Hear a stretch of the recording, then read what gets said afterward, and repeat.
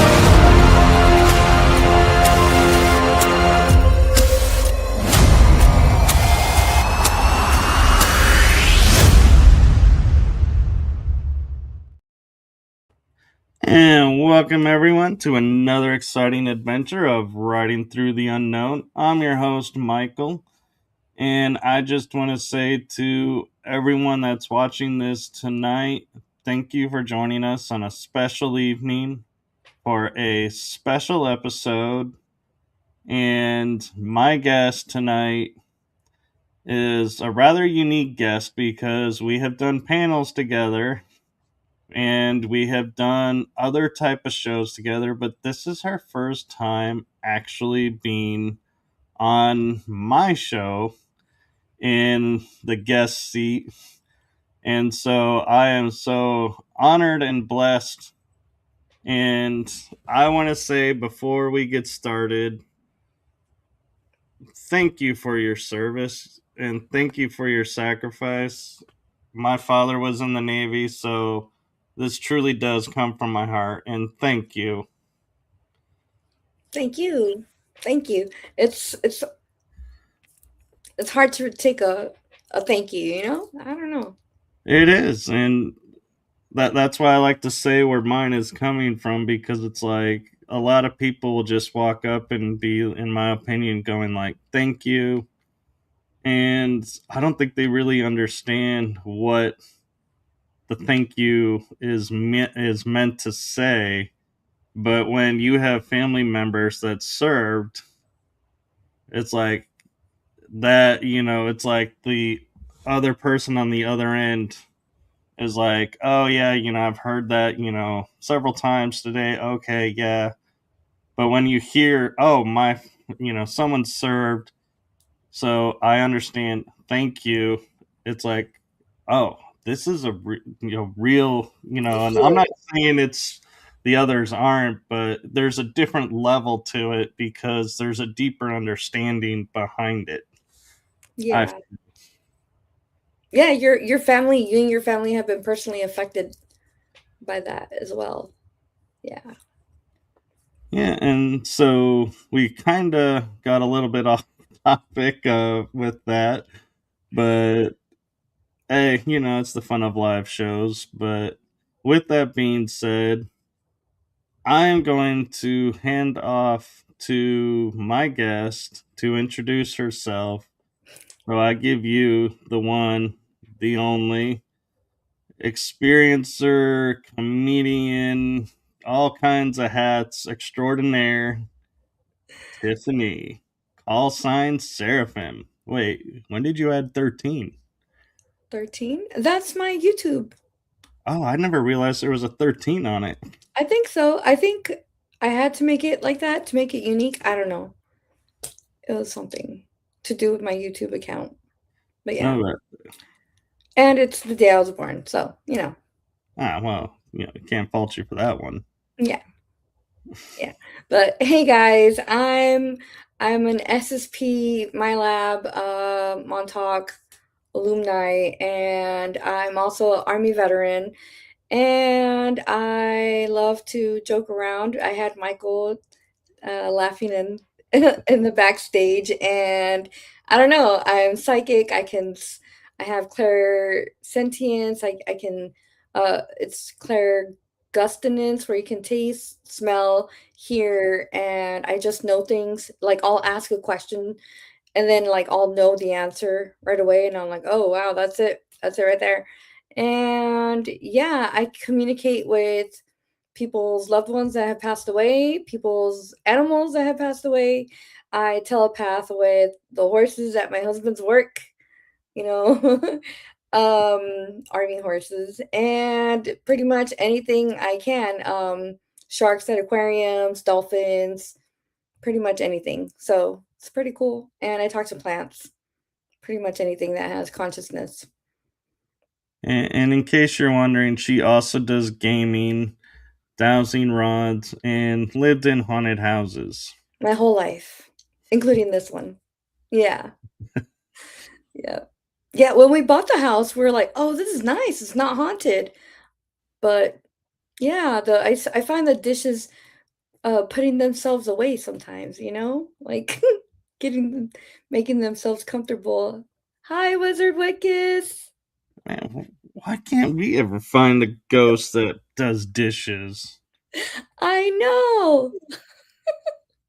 Well, my adopted mom in Germany, she said that in her mom's old house in Arizona, that there was a ghost that would clean the house when they were gone.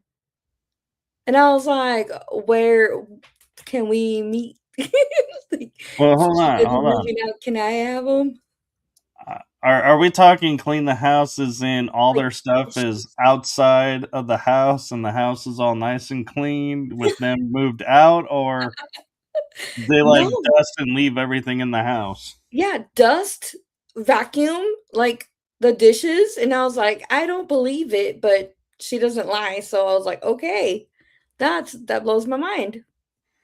That's cool because the reason I asked for that clarification is before I was born, my parents lived in a house in Brockton, New York, and probably several listeners, if they're in the New York area, know this house because it's near that spiritual center town. But this house, my parents would tell me, was haunted, and you could only have this house for 6 months. Ooh. And on the day of the sixth month, their stuff was all piled on the front porch, the door locked, and they had the only key to the house. And so they were like telling me like these I grew up with these stories of their experiences living in this haunted house, and the fact that yeah, when it was time to move out, their stuff was packed up, put on the front porch, and the house was completely locked up. Oh my And god. they can't explain how their stuff was put outside. Wow.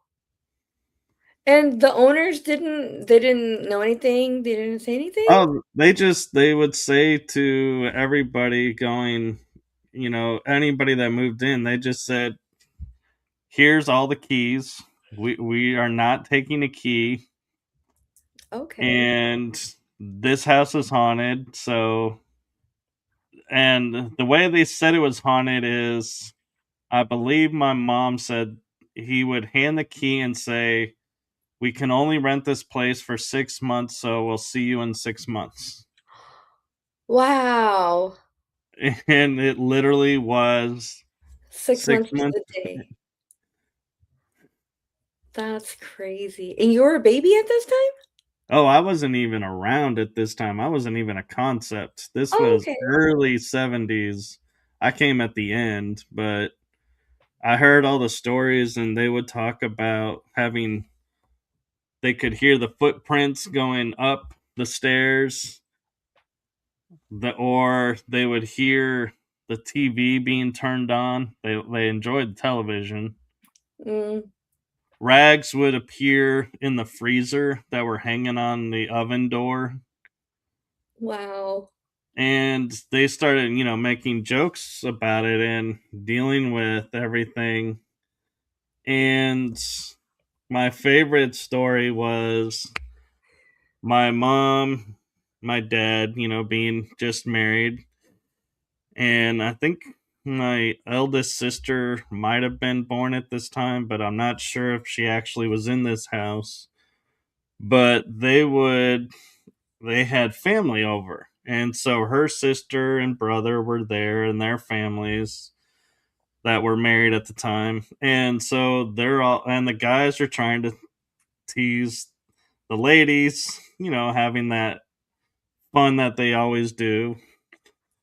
Well, they go to sleep and the electricity goes out.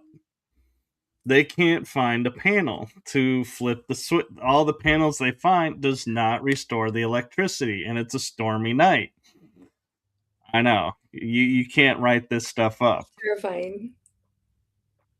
All of a suddenly the next morning they hear this bang, and this cabinet, I think it was like a cabinet, kind of like bookcase that was attached to the wall, Okay. had popped loose, and behind it was the fuse box. Okay. So they were like, "You survived the night. Now we're going to tell you where the fuse box is." And but my mom would tell me every night they would know where the ghosts were because they would hear them come up the steps, walk the hallway, and in the attic was a trunk that had letters from this sea captain. And I Oh, was like, "Did you keep those?" And she's like, "No, he left them at the house." I was like, "Why?" That would have been so cool to that read, would have been who so was cool. there. But yeah, and so the next part of the story though that's interesting with this is my dad would go to work and he would open the door, close the door would open and close behind him, and so his secretary would go, "Your friend is with you." They Uh-huh. all knew that about this spirit being there. And so it was like, it's funny. So when you said, "Oh, I grew up in a haunted house," I was like, "Oh yeah, we can trade stories about that because I I wasn't in them, but I heard all the stories, and so it's like I can imagine what it was like." That is so cool. Yeah, we had some asshole ghosts in this house I lived in when I was in kindergarten and 1st grade. And yes, definitely. They would chase me, they would, like, scare me, and they would chase me around the house, and then I didn't feel safe, anywhere in the house except for the downstairs hallway bathroom, so I would, like, go in there, and I wouldn't even lock the door because I would just close the door, and I would, like, rest on it, and I was like, trying to catch my breath, and then they would, like, bang on the door, right, and scare me, and then I would be like, okay, that's terrifying. So I'd be screaming, right? And then I would be like trying to jiggle the door, like I would try to get out, and they would lock the door, and I would be like, "Grandma, Grandma, help me! Grandma, I'm locked in!" And it was the weirdest thing because um, she wouldn't be able to open the door until they were done being assholes to me, and then they would get me in trouble because my mom had a big, tall, like, tall plant, right? Like it was big. It had a big pot. Well, every day you would see like someone like just took soil out and scooped it into the tub and just spread it. And I would get in trouble for it. And I was like, Grandma, why would I do that? She was like, I don't know. Why do you do that? And I was like, it's not me. They were such assholes. So she never believed that there were ghosts that were messing with you. She didn't believe me until one night that things got really scary. It was a bad poltergeist. My mom had a friend over and they were drinking wine and just chilling. And my mom's friend went to pour some wine and the wine got splashed in her face. And my grandma was like, "What the fuck?" And that night, like my grandma was like super religious, always with a rosary, super Catholic old lady, right? And I heard like on my headboard, like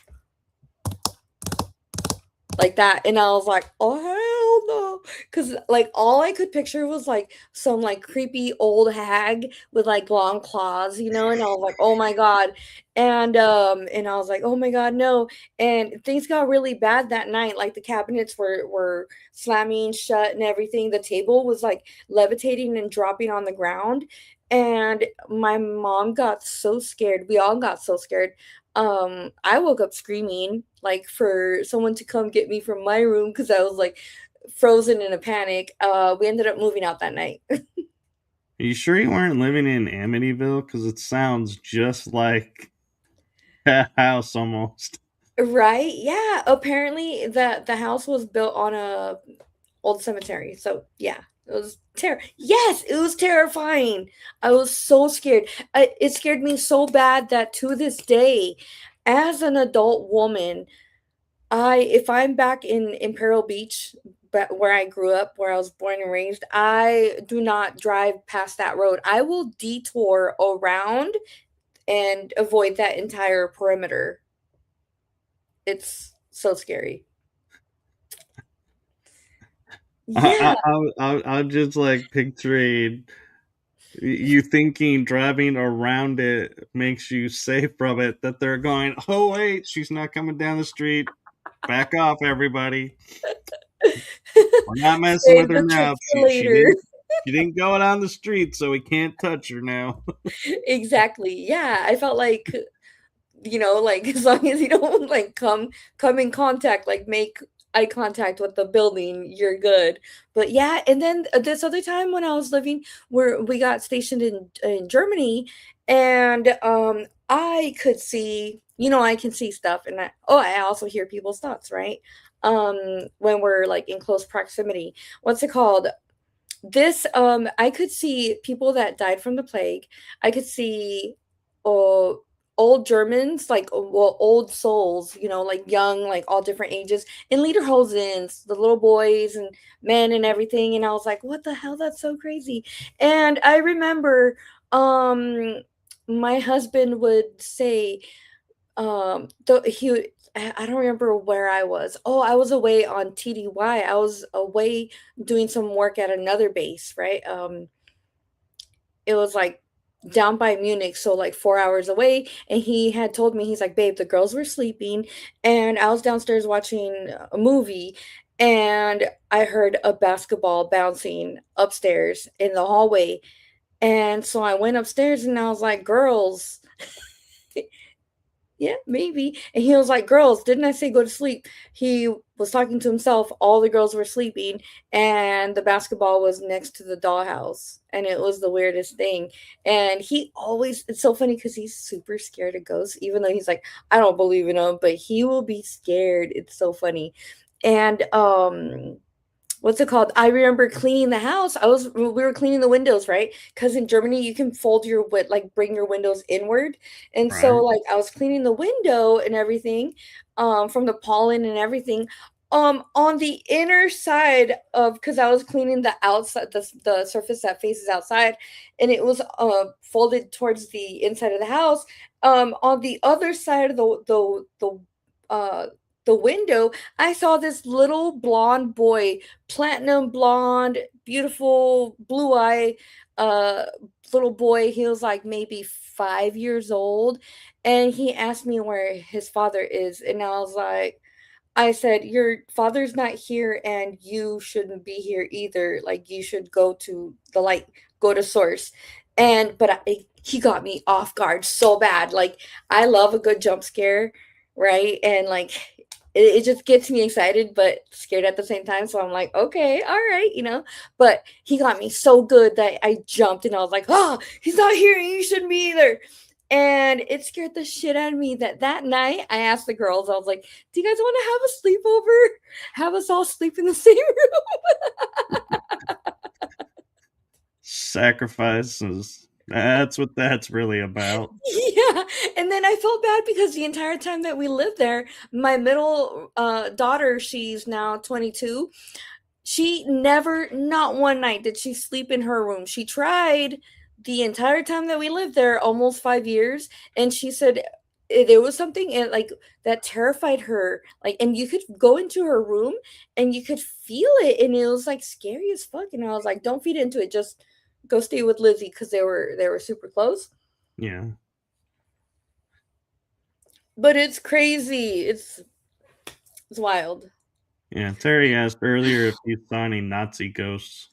Well, funny you mentioned that. Yeah, I could feel their energy, and I could see them through my third eye. We had me and my army buddies were driving around the base on the opposite side of where they do the tank trail training, like for like war games and stuff. Well, we were just shooting the shit, and we're like, oh, let's see. Like, there's a pillbox over there from World War II, like the old concrete one, with the thick Yeah. walls. So we went, and I was like, oh my god, this is historic. This is so cool. And you could feel them, and they were like, what do we do? What do we do? Like, that was the energy. And I was like, bro, you're gone. Like, go. Like, time to go. Like, we're here. Like, me with the American flag. We're here. This is ours now. We captured it again. Yeah. Capture the flag. Yeah. Yeah. Yeah. Yeah. James is saying the light at the end of the tunnel is just a big bug zapper that recycles you back. It's the end of the tunnel is the hospital light above your mom as she's giving birth to you, coming into the next life. Oh yeah, it's that moment your eyes open and you're like, oh great, I'm going Fuck. through it again. All right. Amnesia. Damn it. So yeah, I've often wondered if it's the tools that are used in birth, because like I've seen the forceps that they use to like Mhm. grab and help, and I'm like, I'm kind of wondering if that kind of trauma of seeing that comes in, like is like memory erase right there. Like, Right? crap, there's these two metal things coming in to get my head. How did I get here? Yeah, exactly. Yeah, right. Besides the fact that your cranium's being crushed. Yeah. Terry, you too? My daughter's ex-boyfriend in high school, they were both seniors. He said he remembers being born. He remembers coming out and being wrapped and cleaned up and given to his mom. I'm just gonna say this with all the kindness in my heart. Why the hell are you talking to somebody who's not even family about remembering being born? Well, we were talking about, like, do you remember what's your earliest memory as a child? And he said, well, being born. And we're like, what? That's crazy. See?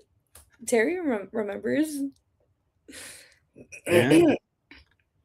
Somebody is giving us penguin blue waving tear, popcorn yellow striped smile. Nice. Okay. Oh, maybe they're using voice commands? I don't know. I think they're mixing regular emoticons with the With YouTube the YouTube. emoticons. Yeah. But yeah, that's funny. It's I'll see every once in a while. It's like, what is? Oh yeah, that really is an emoticon. It's just giving me the code for it. Okay, Nice. Nice. so we're talking, as we're talking about, like ghosts and spirits and everything. Do you feel like the ability that you have for this is what tapped you for the programs and got you like a top tier position in the programs? I think it definitely helped because I've noticed that all of us in the programs have some type of psychic ability. Like, it's not just one thing. Like, us in the programs, we have like two or three, or you have Doctor Strange, Sean Bond, who's fucking mind blowing with his psychic abilities and psionics, you know? So yeah, I definitely think so. Yeah. No, I kind of agree. You know, there is a certain element of that. And I just want to take a moment, though, before we really get into the SSP, because there is one thing about your bio that I kind of feel like is a little humorous, being that you are SSP and everything. And that is your role in the army was the food health inspector. Yeah, yeah. Well, I'll tell you, okay, straight up. Growing up, my mom, God bless her soul, she kept us alive as best as she could, right? But she sucked at cooking. And she would make like chicken soup or like whatever, like anything with protein. And I'd be like, "Mom, like I was like 13 years old or 12. I think I learned how to make eggs when I was 7 because we had to start fending for ourselves, you know? She sucked at cooking. She's great at pastries, the best. You want ensenada style fish tacos, like beer battered fish tacos, the best. But like regular food, scrambled eggs, over easy eggs, chicken soup, it's no, no. It's like having a teenage boy who's never stepped into the kitchen go in there, right? Hey, And hey, she was hey, hey. Who's eh, this teenage boy? I'm I just have saying. met plenty of teenage women who, God help them if they ever got a hold of another dish. Well, yeah, I'm telling you, like my mom, dude, she sucks so bad that I would be like, Mom, like you left the food out last night. Like, what are we gonna like have? Like, there's nothing else. All we have is ingredients in the fridge or pantry. And she would say, Oh, just boil it. Just boil it for 5 minutes. Pardon me?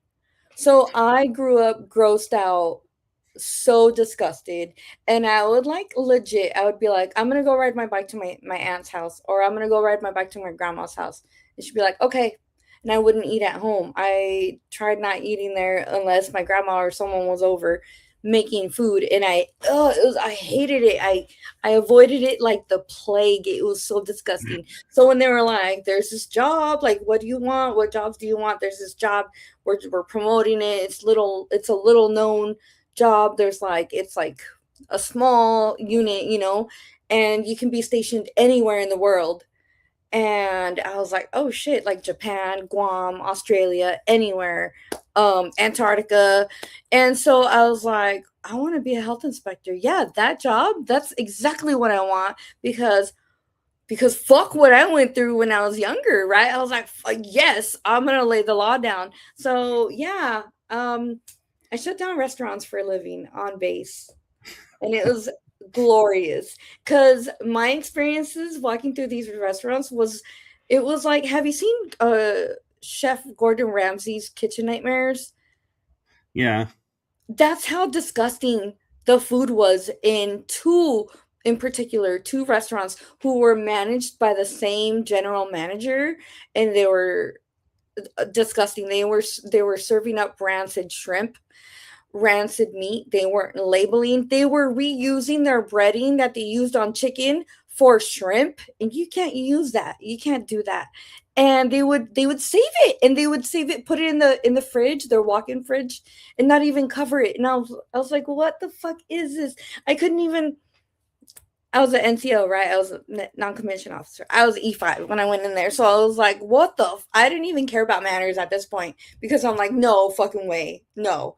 And so I said, this is completely like in food code, FDA food code violation. And I wrote up, I knew they violated so many food code violations that I had these regulations like by memory. I was like, this, like 5 off the bat.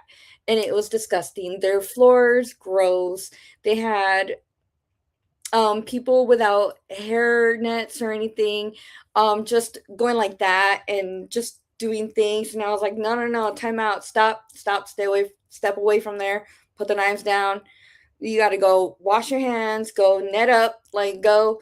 And this one girl, I used to see her at the gym all the time, and she knew who I was because I'm the big bully. I'm the Baba Yaga of like the health inspectors, right? So like when I went in to do my inspection the last time, she went like this to me, like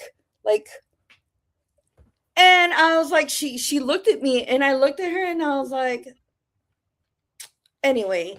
So I was like, if I could, I would, right? Use my Jedi mind powers. But apparently they complained that Sergeant Rumping was too mean, and I was only holding the standard. Yeah. So yeah. Yeah, it was disgusting. But the one restaurant that I shut down like 3, 4 times became a library on base afterwards. Wait. It got shut down 3 or 4 times. Yeah, by me. How are they allowed to reopen? It was me and preventive med who I would relay the my findings and reports and pictures and everything. So, but then we would come in as a team and do the walk in together. And I'd be like, "Yes, this is what I'm talking about. You see that? Blah blah blah," and they'd be like, "Yep, close it down."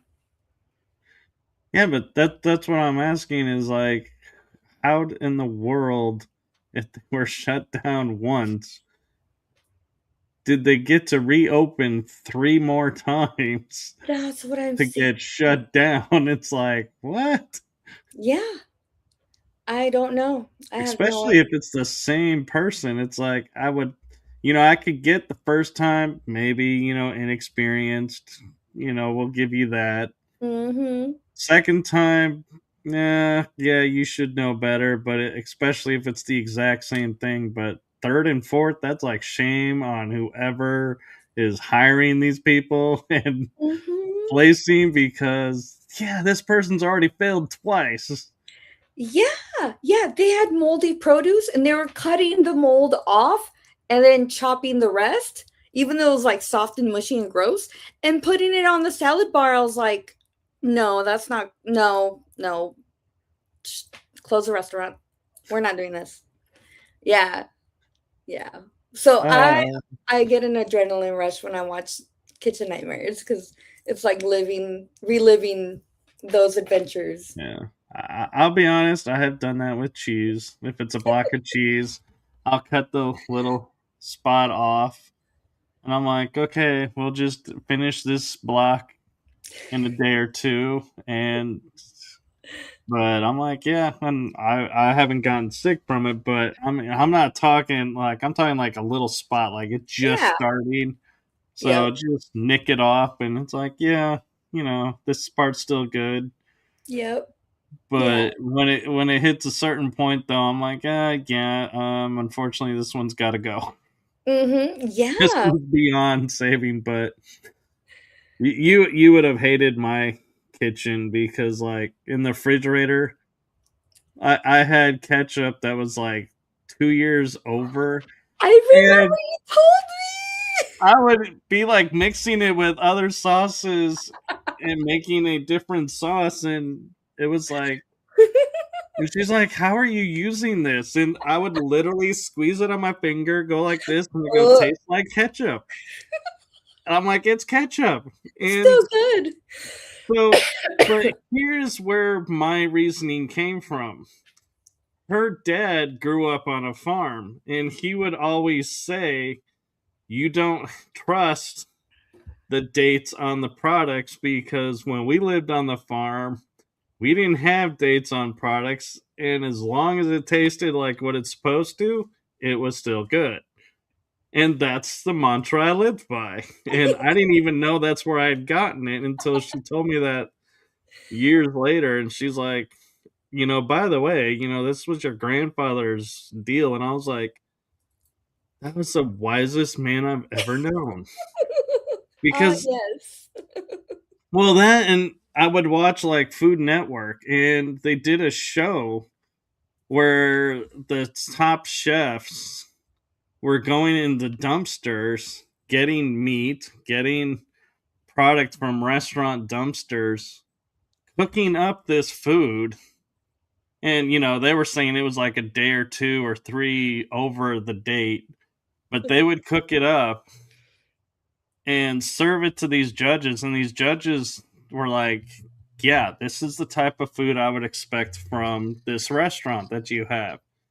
And they go, well, you'll be happy to know all of this food came from the dumpster. And they're like, what? What Why is season was that? that? Huh? What season was that? Oh, I don't remember. It was like probably 5, 6 years ago I saw it. I think Bobby Flay was involved with it, I'm gonna have to see it. You know, my but cousin's a top chef. it wasn't a series. It was like a special thing that they did because I Oh, think okay. they were trying to raise awareness to people will throw away perfectly good food Mhm. because of the date.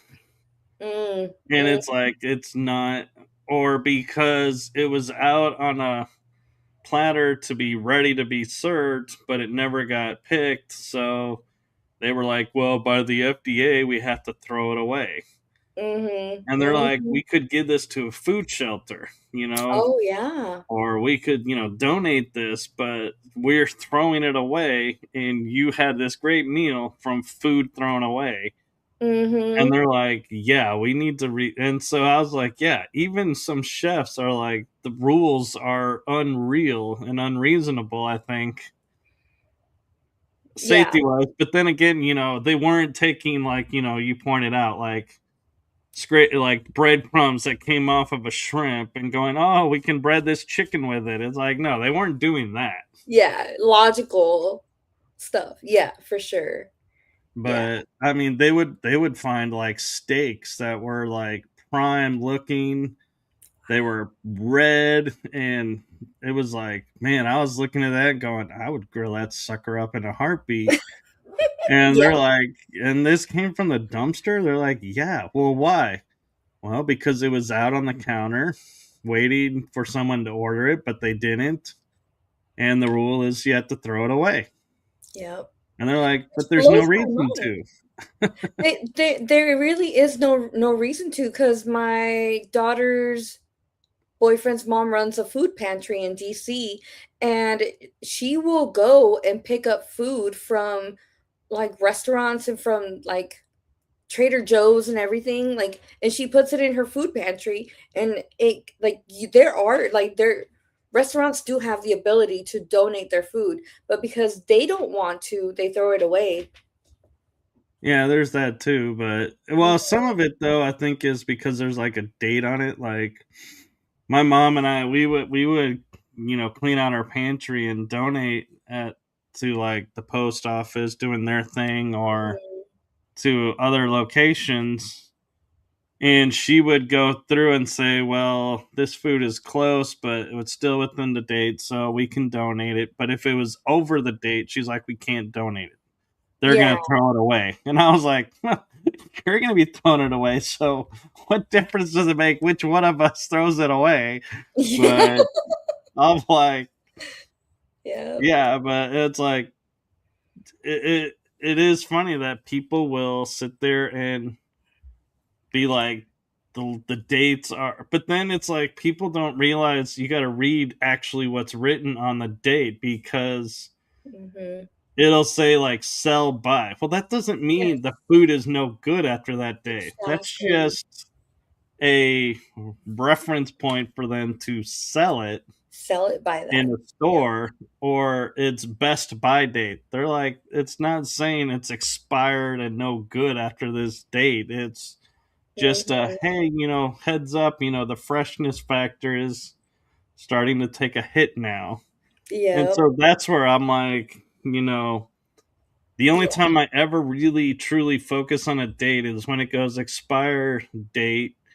It's expires on this date, and like I had milk one day, and it was, I hadn't even gotten to the date yet, but I opened it up and I was like, something smelled a little off, but I was like, oh, somebody probably cooked something because the date, is like 3 or 4 days away.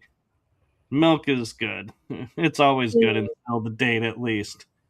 I spit that milk out because it had turned and Oh. dumped it, and I was like, yeah, it took me a while before I was back Oh, on milk. no. That's horrible. It was probably temperature abuse too, because then you have, like, food that, like, needs to be cold, that's not, like, shelf stable, and if we take too long to get home and we don't keep it in those cool bags, that shortens the lifespan too.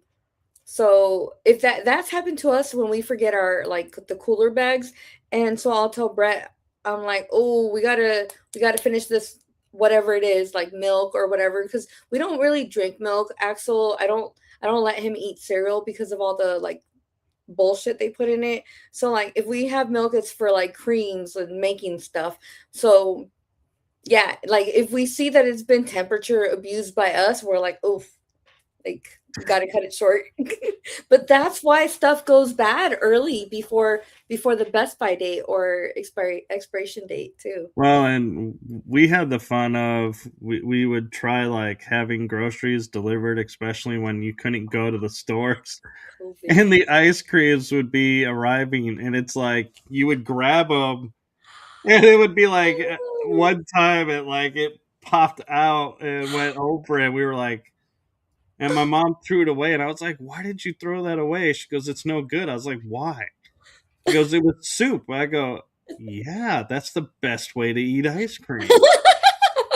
That's what I do is I put it in a bowl and I stir it around until it becomes almost like a soup. And I'm like, you add the chocolate sauce to it. And I'm like, boom. You're like, "It's perfect.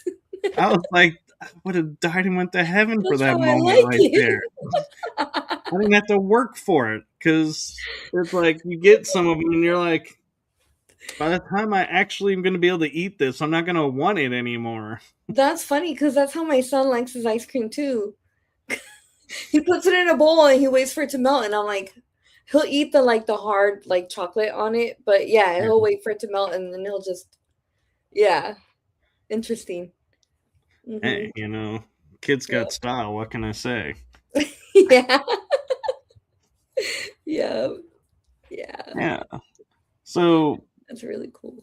how did you learn having the telepathic communication with animals? I kind of get the humans because we kind of pick up on cues and we could say, yeah, that's telepathy, knowing what's what. But animals, that's a whole different ball game. Yeah. Um with animals, I can hear them. I can hear them say hi, and they each have a different tone and they all have different color like aura and everything, but like when I talk to the horses at Brett's work, they're army horses. They're good boys. I always go in there and tell them, "Hey, big boy, how are you?" I call them by their names, of course. It's really nice because they're all named after Medal of Honor recipients, and so it's pretty cool. And then Sergeant Major Daly of the Army has his own horse too, and he's my favorite. But when I Audie. Is it Audie? yeah, yeah.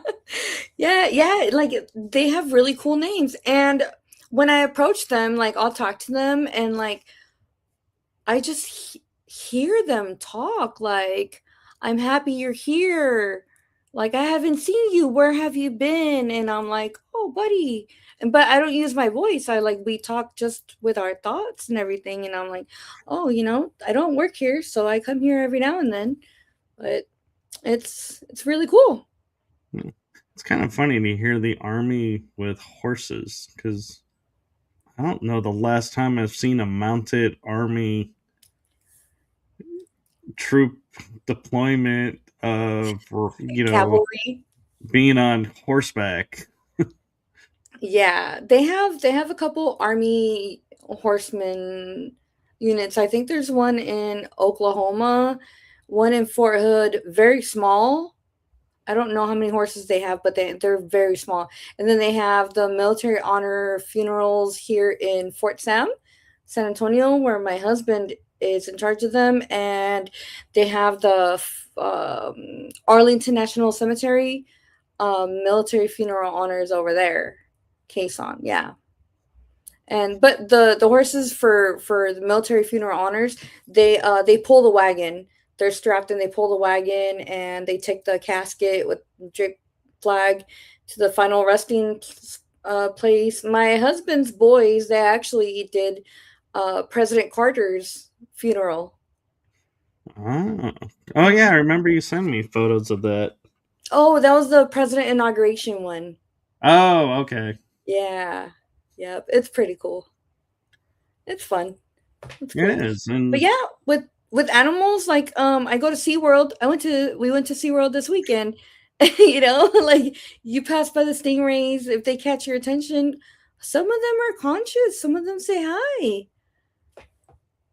oh, It's I know they're all conscious. It's Mhm. just speaking their language is where it gets tricky, and it's like I'm just picturing like walking by and hearing, "Hey, can you put in for me to get a bigger tank? Because I'm kind of feeling a little cramped in here." Right.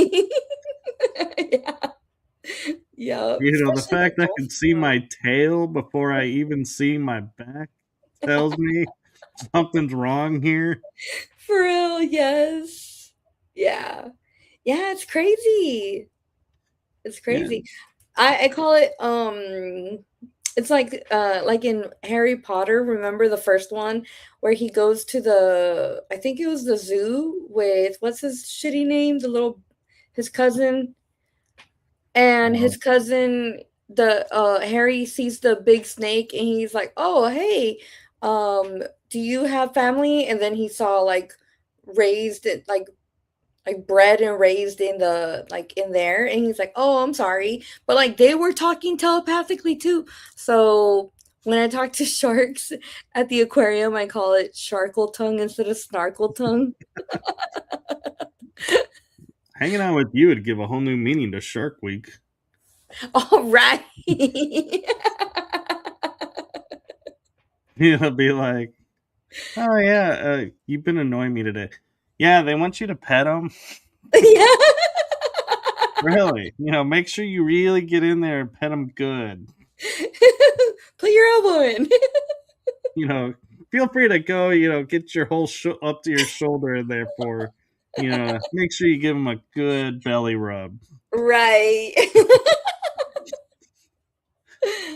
Did you know Uh sharks, when you flip them upside down on their belly, they fall asleep? huh. I love that. Yeah, But to but get them to fall asleep, I know do it's that, when they're right? charging you to eat. They're not gonna sit there and go, "Oh, wait a minute, hold on, you're right. Let me roll for Right. you," and you're like, "We're good." Yeah. You've never telepathed with an animal? I think you should. I think you should make that a challenge this week. Actually, I have with Mm. dogs. I've been able to do it with dogs and wolves, but That's awesome. I haven't really, tried with birds. I have tried with squirrels, but they seem to understand, but then they go and do whatever anyway. So I'm like, Mm. Yep. probably not. probably, probably don't. But insects, I've tried communicating with them. But She's telepathed with mantids before. oh yeah, Yeah. I had a long conversation with some mantists because I had operational knowledge of an event, and I was like, oh, I need to go, I think, make personal reparations for something that I did in the programs. And I showed up, and before I could even say a word, they just looked at me and they're like, they just shook their head. And I was like, what? And they go, and it's like, all of a sudden, I was like, oh, cool. I don't even have to talk about it. I was like, everything was forgiven the second I showed up. That's awesome. I love that. And so I was like, cool. So don't have to worry about that. But Yeah. the, I'm curious, a little bit of did this, telepathic communication with the animals and sensing people's intentions. Do you feel like that was soul born, like starseed hybrid born, or a side effect of the programs? Mm, I think I was born with it because I could always sense who was dangerous to me as a child. And it blew my mind that the person who was in charge of me, my mom, never, either she didn't notice it or she didn't care, or nobody, no other adults noticed. Like, how the fuck do you not see this? You know what I'm saying? Like, I've always I've always told people like this, I don't like this person because XYZ. And then they're the person that people like the most, and they're like, "No, they're so cool. They're easygoing." No, they're not like that. And then lo and behold, like it comes out like, and then I'm like, "I fucking told you guys." You know what I'm saying? Like Yeah, like Brett's biological mom, she hated me from day one. I never had a chance at all. And I was always getting shit from her. And I would tell Brett, like, I'm trying, but she doesn't like me and her mind's made up. And then it took her losing her shit and causing a scene to the whole family like a couple years ago and telling my husband it's either me or her. And he was like, okay, bye. And for everybody to see what I was wait, talking about, for clarification, who did he say bye to? to his mom. Because people watching this may be like going, so is that why she's always on screen by herself? No, it's because he's like he knows like I'll brief him on stuff. I'll tell him like, "Oh, do you want to hear about it?" And he's like, "Of course." Like he's super like he'll listen and he'll like if I have a podcast on, if I'm listening to you or Rob or Julia, anybody or Sean, he's like, "What was the subject today?" "Oh, that's cool." And blah blah. And he has his own opinions, but he's doing the dad thing. He one of us got to take care of Axel, you know. So Yeah. yeah. Well, just so you are aware, when I was able to invite more people than normally to this show, Hmm. so every single person I know that's in the programs that has been on my show got an invitation tonight to watch. So it's like, be prepared. You might be getting some, people reaching out and being like, "What?" I would love to reach out to more people because I did a show with Susan Long. It was Mia Starfire. She was hosting a channeling through art show, and she had me and Stone Hobbit and Susan Long and like two or three other amazing women, and we all showed our art. Like we do canvas art and drawings and things. And when I from the time I saw Susan Long, I was like, I know her. And I was just dumbfounded. And I was Oh like, yeah. oh my God. But I've been intimidated to contact her because I'm like, I don't know. And she looked like my science teacher from freaking middle school.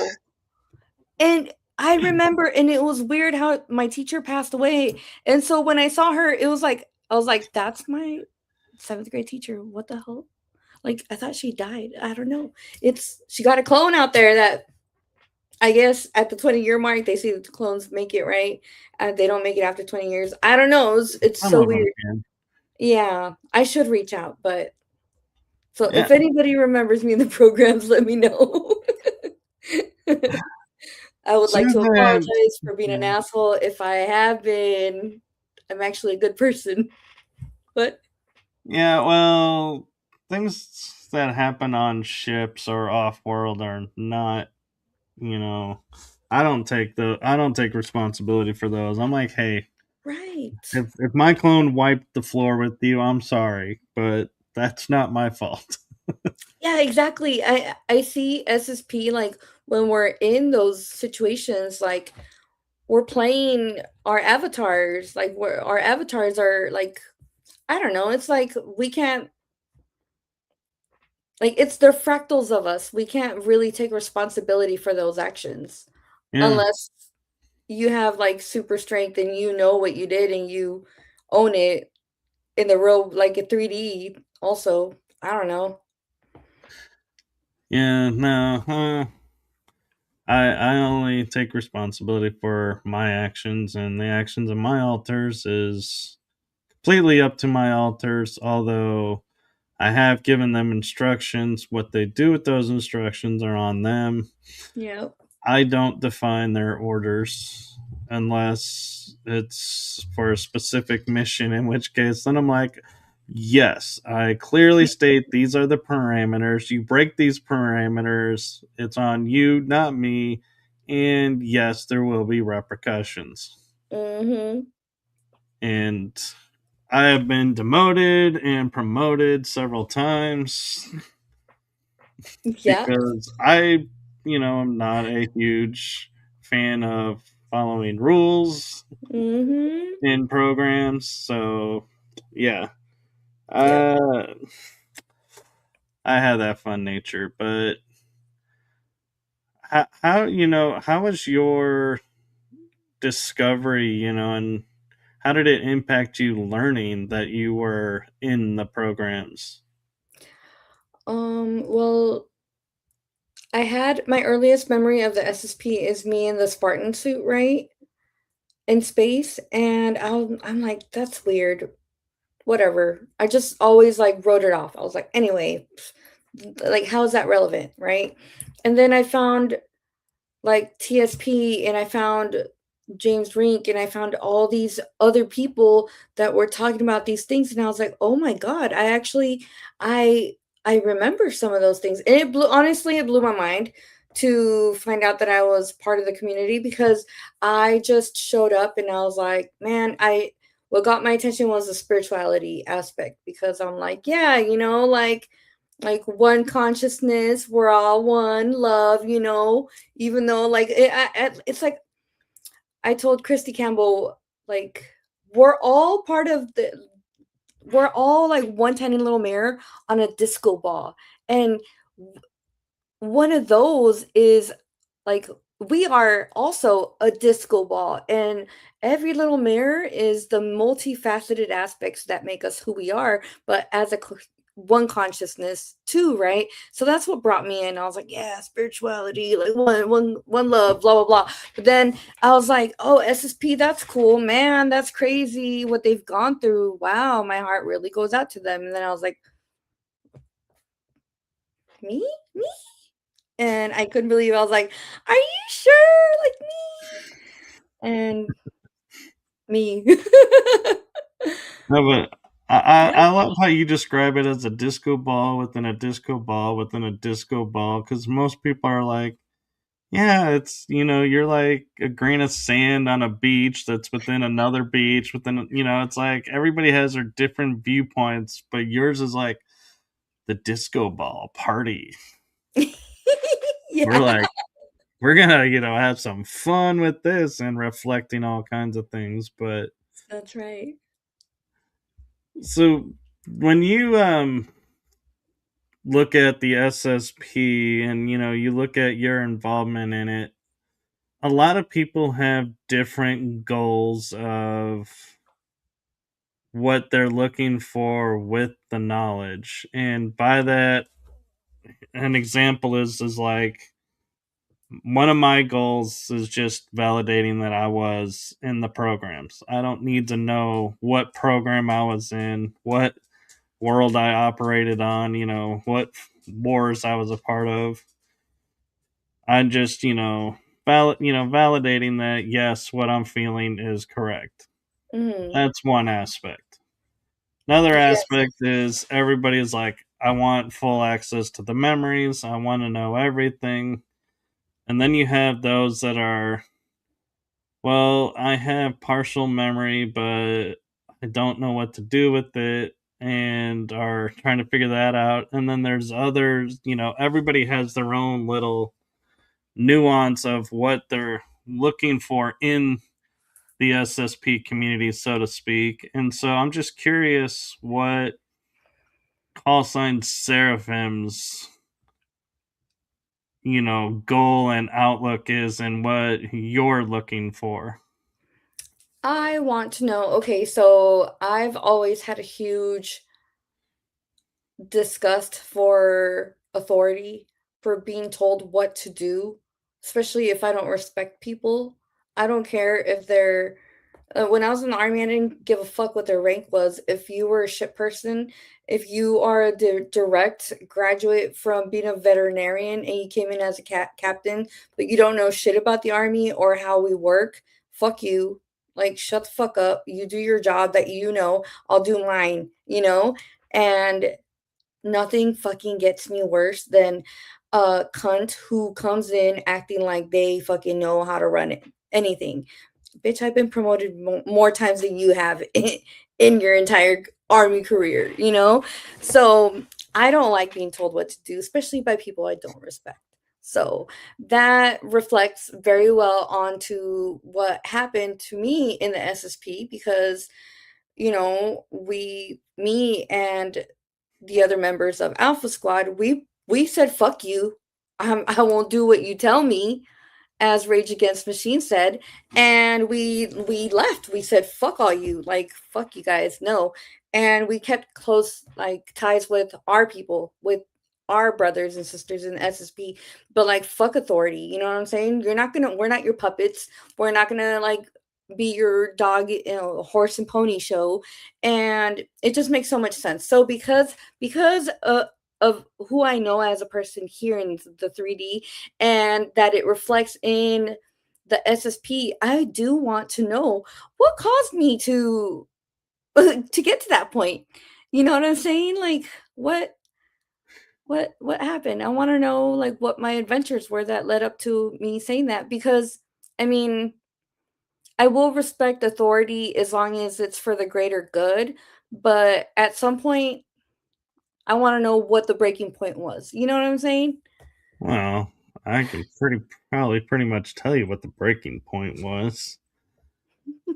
Tell I me. mean, we get shit orders of going and doing missions that they're like, we don't care what happens to you. We can regrow you. We can fix anything. So you just go and do this, and it's like we're just property. They Yeah. don't care whatsoever, and so Yeah. I As long as mean, they have a finger or a toe, they can regrow us. yeah, Yeah. and it's that kind of mentality can only be erased and experienced so many times before it finally is like, no, you're not sending me or my people to do this anymore, Mhm. and you get demoted or reassigned and or kicked out, and Yeah. bless you if you can get kicked out, because then they might leave you alone for a while, but Right. chances are, yeah, no, you're they'll find a use for you somewhere, even if it's behind a desk. And that's a funny thing. So a lot of people, when you mention secret space program, they hear space, and so they're like, you're operating off world, you're operating on ships, that's so cool, and it must be so cool, seeing everyone. And I can't say enough how everything is compartmentalized. There is no Yeah. chatting with other people outside of your zone. But Mhm. there are also, though, people who are desk jockeys in the SSP, and their job is literally signing paperwork behind a desk. That's what they're tagged Human for. resources. And it's like, not everybody, gets the quote glorified, going to see different worlds and experience different, cultures. No. Ambassadorship. So, Mhm. you get stuck doing paperwork in an office just like you would here. It's like, yeah, Yeah. Yeah. you know, Like Tony Rodriguez, the man, I respect that man so much. He keeps it real. And he Yeah, was a janitor. yeah. Like, bro.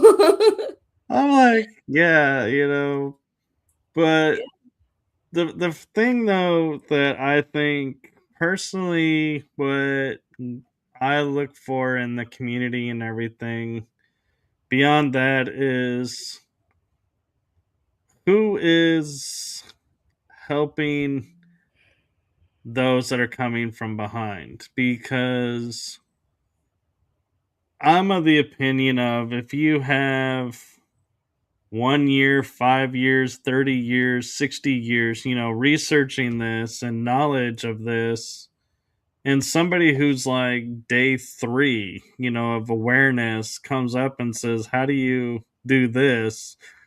How do I prove this? Or how do I know this? And you say, well, I don't know, you have no memories, and you just get pushed to the side, and they're like, yeah, if you have memories, come see me then and I can help you figure out then. Well, that's a little unfair because chances are you didn't have memories when you first Exactly. came to realization, and somebody might have helped you, or maybe your memories started flooding in differently, and so Hmm. that's where, like, Julie and I, when we talk with our guests and people who are in the programs, we give you the safe space to share what you know, Hmm. ask the questions that you want to ask and learn. And Jane Celia Hatch, she's a lady who I talk to sometimes, and we talk about programs, we talk about real life stuff, and that, I think, is what I feel like the community really should be. Is we're all like a brotherhood and sisterhood. It shouldn't matter what you know, what you don't know, where you operated, where how you got your memories, where, any of that. It should just be to where everybody is welcomed until proven, something's not Yes, I right. agree. I don't like the gatekeeping. Yep. Yeah. The gatekeeping and the big ego. Like I did shadow work all of last year to destroy my ego and to face my darkness. You know what I'm saying? And I'm grateful for that, but I see so many people with overinflated egos in the community, and I'm like, bro, like you're just like me. You put your pants on one leg at a time. I don't give a fuck who you Well, think you I are. don't, but okay. You just jump into it. I Snap just pull on leg, boom, done. it. No. Like you say, I agree. There, like we should be more close knit. And if someone comes and suspects, like says, "Hey, I think I was in the programs," okay. If I can't help you, let me recommend you to someone that can remote view into Yeah. it, or come on to Julia's show. She can pull her pendulum, or come see me. I can open my channel. We can use the rods or my pendulum, whatever. Like there's a Yeah. community. It's like how James Rink had his like list of healers and stuff like that. Like I feel like there should be, I guess Andrew, who has taken over Super Soldier Talk 2, he has one. So maybe I should have him like I should message him and be like, hey, can you make a list for people that like newcomers, right? That would be helpful. I'll be kind of honest. I stay out of the super soldier forums because that's where I find a lot of the gatekeeping stems from. Is they all I don't have really go on their it either. their rules, their thoughts of how things should be, And if you don't fit into it, you kind of just get brushed off. And if nobody's heard your name, they're like, Oh my yeah. god. And so Seriously. I kind of, just do my own thing. And Yeah. it's kind of funny that I have that persona because, like, there's Christy will tell you, a few other people in the programs will tell you is I can appear out of nowhere and totally help out, and you know that is all done on my own volition. I don't sit there and get orders of, oh hey, like Yeah. Team Bravo over there is getting overrun. We need to go, assist them. I'm like, I ain't waiting for orders. If I got a friend over there that's in trouble, I'm going over there, and I'm like, screw this, I'm turning the tide. Hell yeah. Yeah. Which is kind of why I get promoted and demoted all the time. But Yeah. I operate in my own corner of the universe, so to I like speak, that. and I do like my that. own thing. And but what I find interesting though is we're learning, you know, the one facet of the programs that we were never supposed to learn, and we're learning to tap into it. And so with that in mind, I do have a question for you because you are SSP, and I've mentioned this. I'm sure you've seen it on shows. This question that's coming, so I hope you're prepared for it. Okay. With everything you've experienced in the SSP and that you remember, what positives have come from all of this? Character building. No, I'm kidding. I mean, just like any trauma, right? Character building. And I'm like, what'd you do? Just watch Halo before you came on? No, I actually binge watched the whole thing and I'm waiting for season 3. It's a great one though, right? It is, and I'm so pissed that season 3 is going to be on Netflix because I don't do Netflix. I'm Yep. going to have to wait for it to come to DVD. Yeah. Big lame.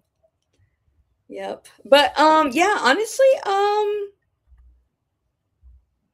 I think I know for sure that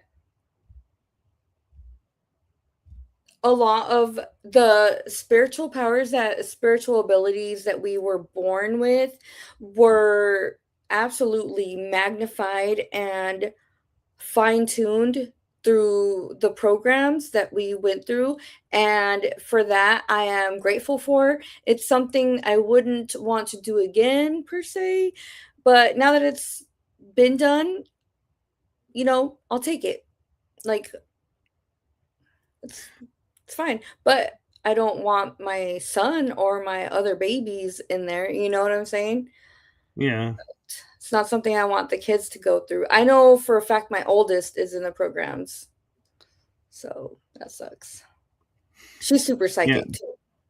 Yeah. And it was funny when we came to the realization about this is so my dad being Navy, he was very protective and was like, you are not going to join the military unless something was it was truly something, but if you join under the lies, he's not going to allow it. And he had retired from the reserves after active at the rank of lieutenant commander. And I only bring that up because there was a funny scenario to where when my senior year, a Navy recruiter came to the high school, Ooh. and he looked at me and he said, you would be a great fit for the Navy. We can, teach you, all kinds of things. And, we're the ones that sail around the world. So you can see the world and, all these adventures. And I said, yeah, but I don't want to combat. He goes, "We can guarantee you won't get combat." And my dad heard that and got on the phone call to that recruiter that said, "You are talking to Lieutenant Commander in the Navy. How are you going to tell my son he is guaranteed no combat? How?" Hmm. And he's like, "Sir, um, and and I was getting calls from from the Marines and from other branches, but after that conversation, I got nobody calling me. It was like, oh yeah, you messed with an officer's son, and you got caught in a lie, and they were like, nope. We are not touching that one now. He is not marked for service. Do not approach. Do not call. It was like, oh yeah. Oh my god, But that's funny. but yeah, I mean, I was all ready to sign the papers thinking, how cool, that I could go and see No the comment? world, be, no combat. Yeah. And so for those of you who are wondering, I graduated high school in 96 when around Persian Gulf 1 was going on. And so that's where I was like, oh yeah, Daddy O was not going to sit there and send his son over to fight in the desert after being told, oh no, you'll never see, combat. He's like, yeah, you will. Mhm. He was like, nope, you're not going. Well, the humorous thing about it is so I never actually did serve in mainstream, military terms, but I did serve in the SSP. And so the joke became, well, yeah, I didn't serve in this military, but I did end up serving in the military. So it didn't quite work out as planned, but hey, at least I have clandestine, things. And that's one of the things that's funny too is, when you finish with military service, Mhm. it looks really great on your resume. And people are like, ooh, I can hire this vet. That look, Uh-huh. They're disciplined. really great, persona and image, for the company and everything. Someone like me who has the secret space program, if I put that on my Put resume, it on the resume, yeah. I would be laughed out of that door and I would be like, yeah, well, there is They'd be no like, way we're "Okay, Call of putting Duty." you into any position. And it's like, yeah. And so, again, where I go with this is, to everybody who's out there who's claiming they're something that they're not, you know, in military, it's false valor Mhm. and Stolen is valor. very criminal. Oh, yeah, we I will wear someone's skin suit for fucking stolen valor. That's a Tiffany thing, not a military thing. That's my favorite. I'm sure I've done it in the SSP because I I think about it as often as I talk about it, and I talk about it all the time. So yeah. Yeah, I can picture now, your SSP locker room, instead of having uniforms, it's like different skin suits just hanging in there on a hanger waiting. Which one are we going to use today? Which one? Who are we infiltrating? But Uh, in actually, in a little bit of seriousness, because you got to have humor talking about the SSP, otherwise you will go insane. yeah. When you look at, everything, you hear other people's stories and you know, hear what they went through, where they operated, what experiences they, had. Yeah. Is there a group or faction of the SSP you're like, Man, if I have not been a part of that, I so want to be a part of it. And can I, and be like in your mind going, how can I get myself on the radar of that group? Um, I don't know. I don't know, honestly, because my first memory is of me in a Spartan suit. So is that Space Marine? Like in Halo? Or what is it? Because I always played Halo and I'm like, this shit's badass. If it was real, which I kind of think it is because I remember, like Oh, I've it's real. already got checking the box. And then That would be Super Soldier. yes, yes, SSP Super Soldier, yes.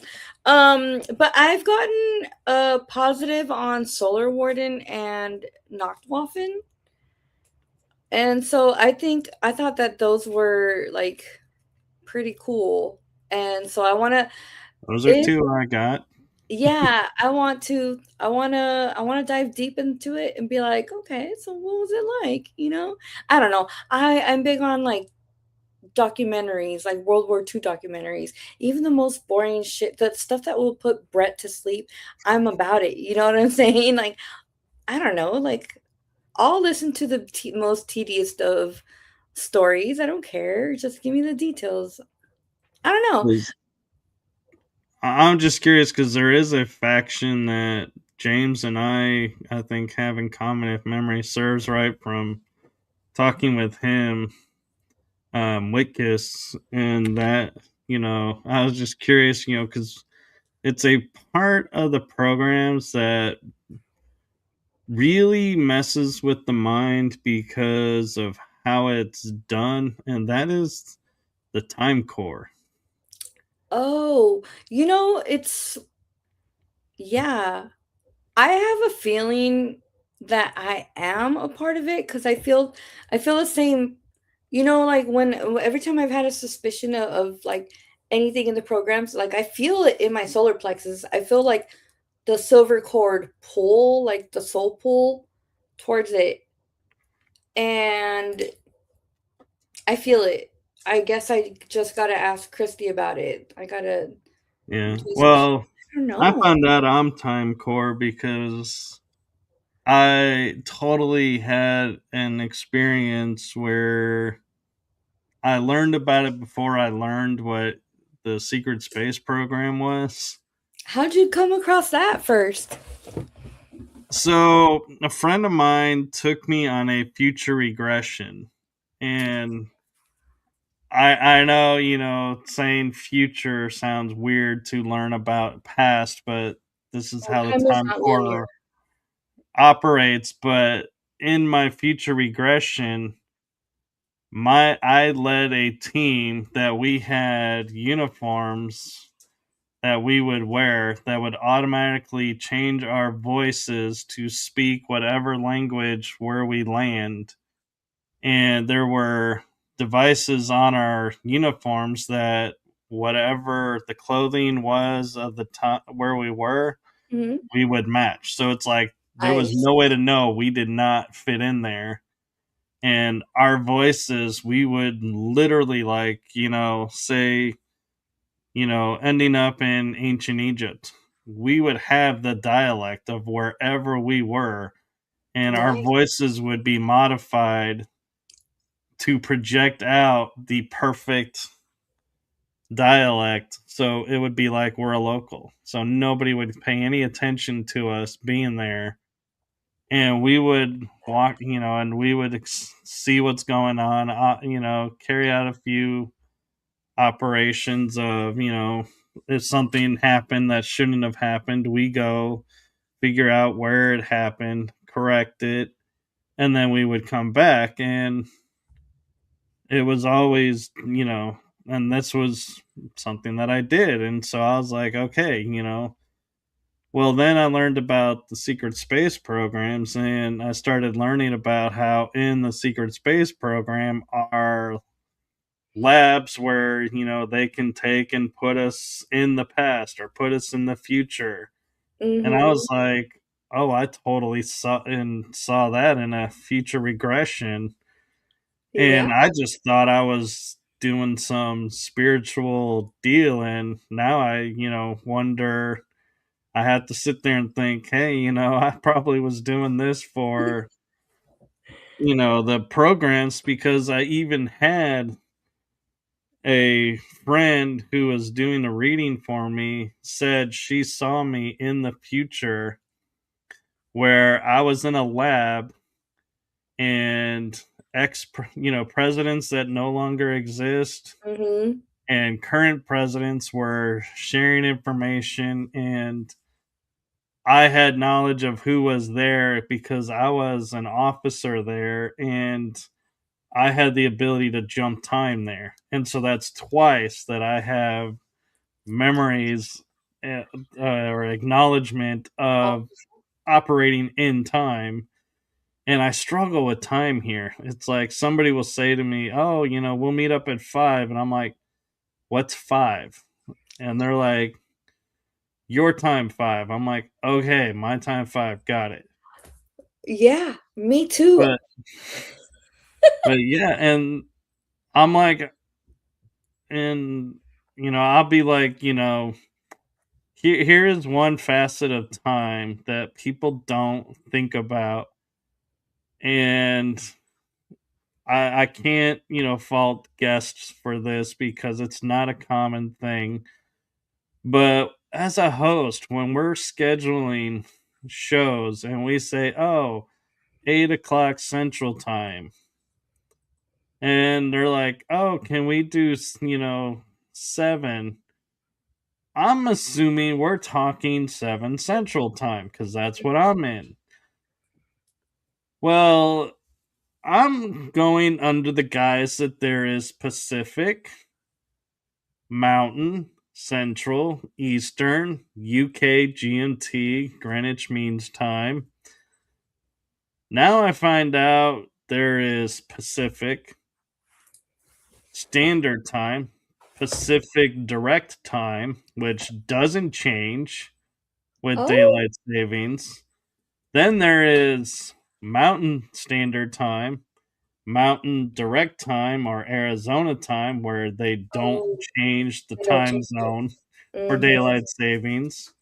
I mhm. haven't heard that of Central, but Eastern has two time zones. In Newfoundland, Oh, Canada, God bless them, they are. I have a friend that she does podcast, JV, and uh, NL podcast. If you ever get, or NL Newfoundland podcast, if you ever get a chance to be on there, it's great. But there's a caveat to that, is like she will say to me, "Hey, can are you available at 7:30 p.m. my time?" And I'm like, "Okay, yeah. So your Eastern time, so that would be 6:30 my time, right?" And I think she's like, "No, that's like 5 your time." And I'm like, "Or 6." I'm like, "But you said 7:30." And she's like, "Yeah, uh-huh. Newfoundland does a half hour added to the equation." And I'm like, "What?" They just have to complicate it. And so then I'm like, "Yeah." And then, like, there are parts of Australia that don't do the time zones. Japan doesn't do time Oh, daylight savings. And I'm like, okay, in all seriousness, as a globe, can we, or can we not sit down and be like, this is now going to be standard time, yes. and it's never going to change in the seasons now. 6 is 6, no Mhm. matter where you are. Yeah. 6 o'clock in Texas will be 5 o'clock in, New Arizona. Mexico, Yeah. and 4 o'clock in California. Mhm. We don't need to be going, well, Arizona, we're actually in the 4 o'clock part, not the 5 o'clock. I'm like, we It's need such a clear lines where yes. it is, because it gets super confusing, because there are some parts of even like Florida's panhandle is Central Time, and some of the west coast of Florida is Central Time because the Eastern Standard Time line doesn't quite reach that area. And I'm like, you Mhm. realize how confusing that is when your state has two different time zones? Yeah. Yeah. I really honestly feel like if we're going to keep these daylight savings time zones or these time zones, it ought to be done by state. So, I like, feel like they should get rid of it for sure. It's a pain in the ass every 6 months. there's got to be a simpler way. And I'm like, Alaska, Washington, Oregon, California, you know, maybe, we can Nevada. do Arizona, Mhm. Montana, Idaho, Nevada, because those are the border states there. Mhm. Yeah, you're the Pacific time zone. Yep. No matter where you are in that state, you're Pacific. Pacific. Yep. Then Central Time be the Central States, the It makes Midwest. sense. The Eastern Time Zone, is Mhm. the states on the East Coast. The, Exactly. the problem then comes in you have the states between the Midwest and the coasts. So I'm like, and hear me out. I was talking about how confusing the time zones are. What if we had the Western Mountain Time, Eastern Mountain Time, That makes sense. to where that's the regions where those time zones are, and everybody follows it. And if it reaches up into Canada, that's up to Yep. Canada if they want to follow this Yeah. and Yep. make their lives easier too. But I'm like, It would be. it, I it get so just, confused too. yeah. Like Julia, I was trying to book with Julia and she's like, "How's this time?" And I'm like, "I don't fucking know." I was so confused because I didn't She's know. 6 hours ahead of us. Yeah, and so I was like, "Look, Julia, just tell me what time to show up and I will be there." But And but she here's the didn't. thing: the UK. I deal with this so much because I do a show with a friend in the UK. Cal, shout out to you with Paranormal Verses and E. We deal with, I will say, okay, we're doing a show 3 o'clock Central Time, 9 p.m. Greenwich Mean Time because it's 6 hours. They go into daylight savings a week before we do. And so I have to watch and make sure when scheduling in November shows going, wait, am I accounting for the time change because they change ahead of us? Mhm. But here's the fun fact. Y'all are going to love this. We come out of daylight savings 3 weeks before Britain does. And so it's like on the tail end, I am an hour closer, but they're still there on their hour difference. And so Mhm. it's like, wait a minute. And it's like that. And to me, that's where, like, when people will argue with me that time is a natural measurement of time, I'm like, uh, the sun up, going down, the moon up and going down. That's natural progression of time. I'll give you that. Although nowadays it's sun up and moon up and sun Mhm. down, but moon stays up. Mhm. So it's like, nighttime's becoming daytime Yeah. apparently. But saying 1 o'clock is 1 o'clock, that is artificial Yes. That is because construct. as much as y'all want to tell me it's not that it is not man-made, that it is natural. If it was natural, Britain, Canada, US, every country in the world would be changing the exact same time, the exact same measurement. It would be precise everywhere. Not Hmm. we're not doing it here, or we're gonna be changing ours 3 weeks ahead of you, or 3 weeks after Yes. you. It's like, the hell is that? It's so confusing and frustrating. It is. It really is. It's crazy. I would like to see how life was before time was a thing, you know? I think life Oh, was easier. Rise up. You not get up when the sun necessarily. comes up. Huh? Oh, you're talking about that time. Like Oh, okay. like old, old, old. I thought you were meaning time, like where it's like there is no year, there is no Oh, day. It's like everything is just a block of energy time, and I'm like, well, oh that would yeah, be great. those days, God, are so. It was so funny because it's like, yeah, you had no idea. It's like, when we laugh and we say, oh, we've reached the age where I don't even know if it's Monday, Tuesday, Wednesday. It's just a day that ends in day. Mhm.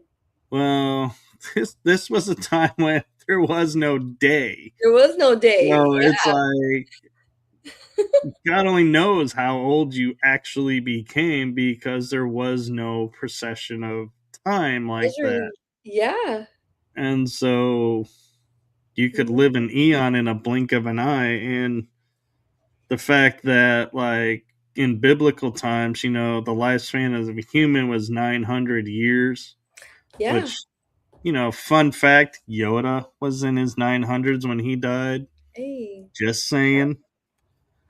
They probably looked the same too. Yeah.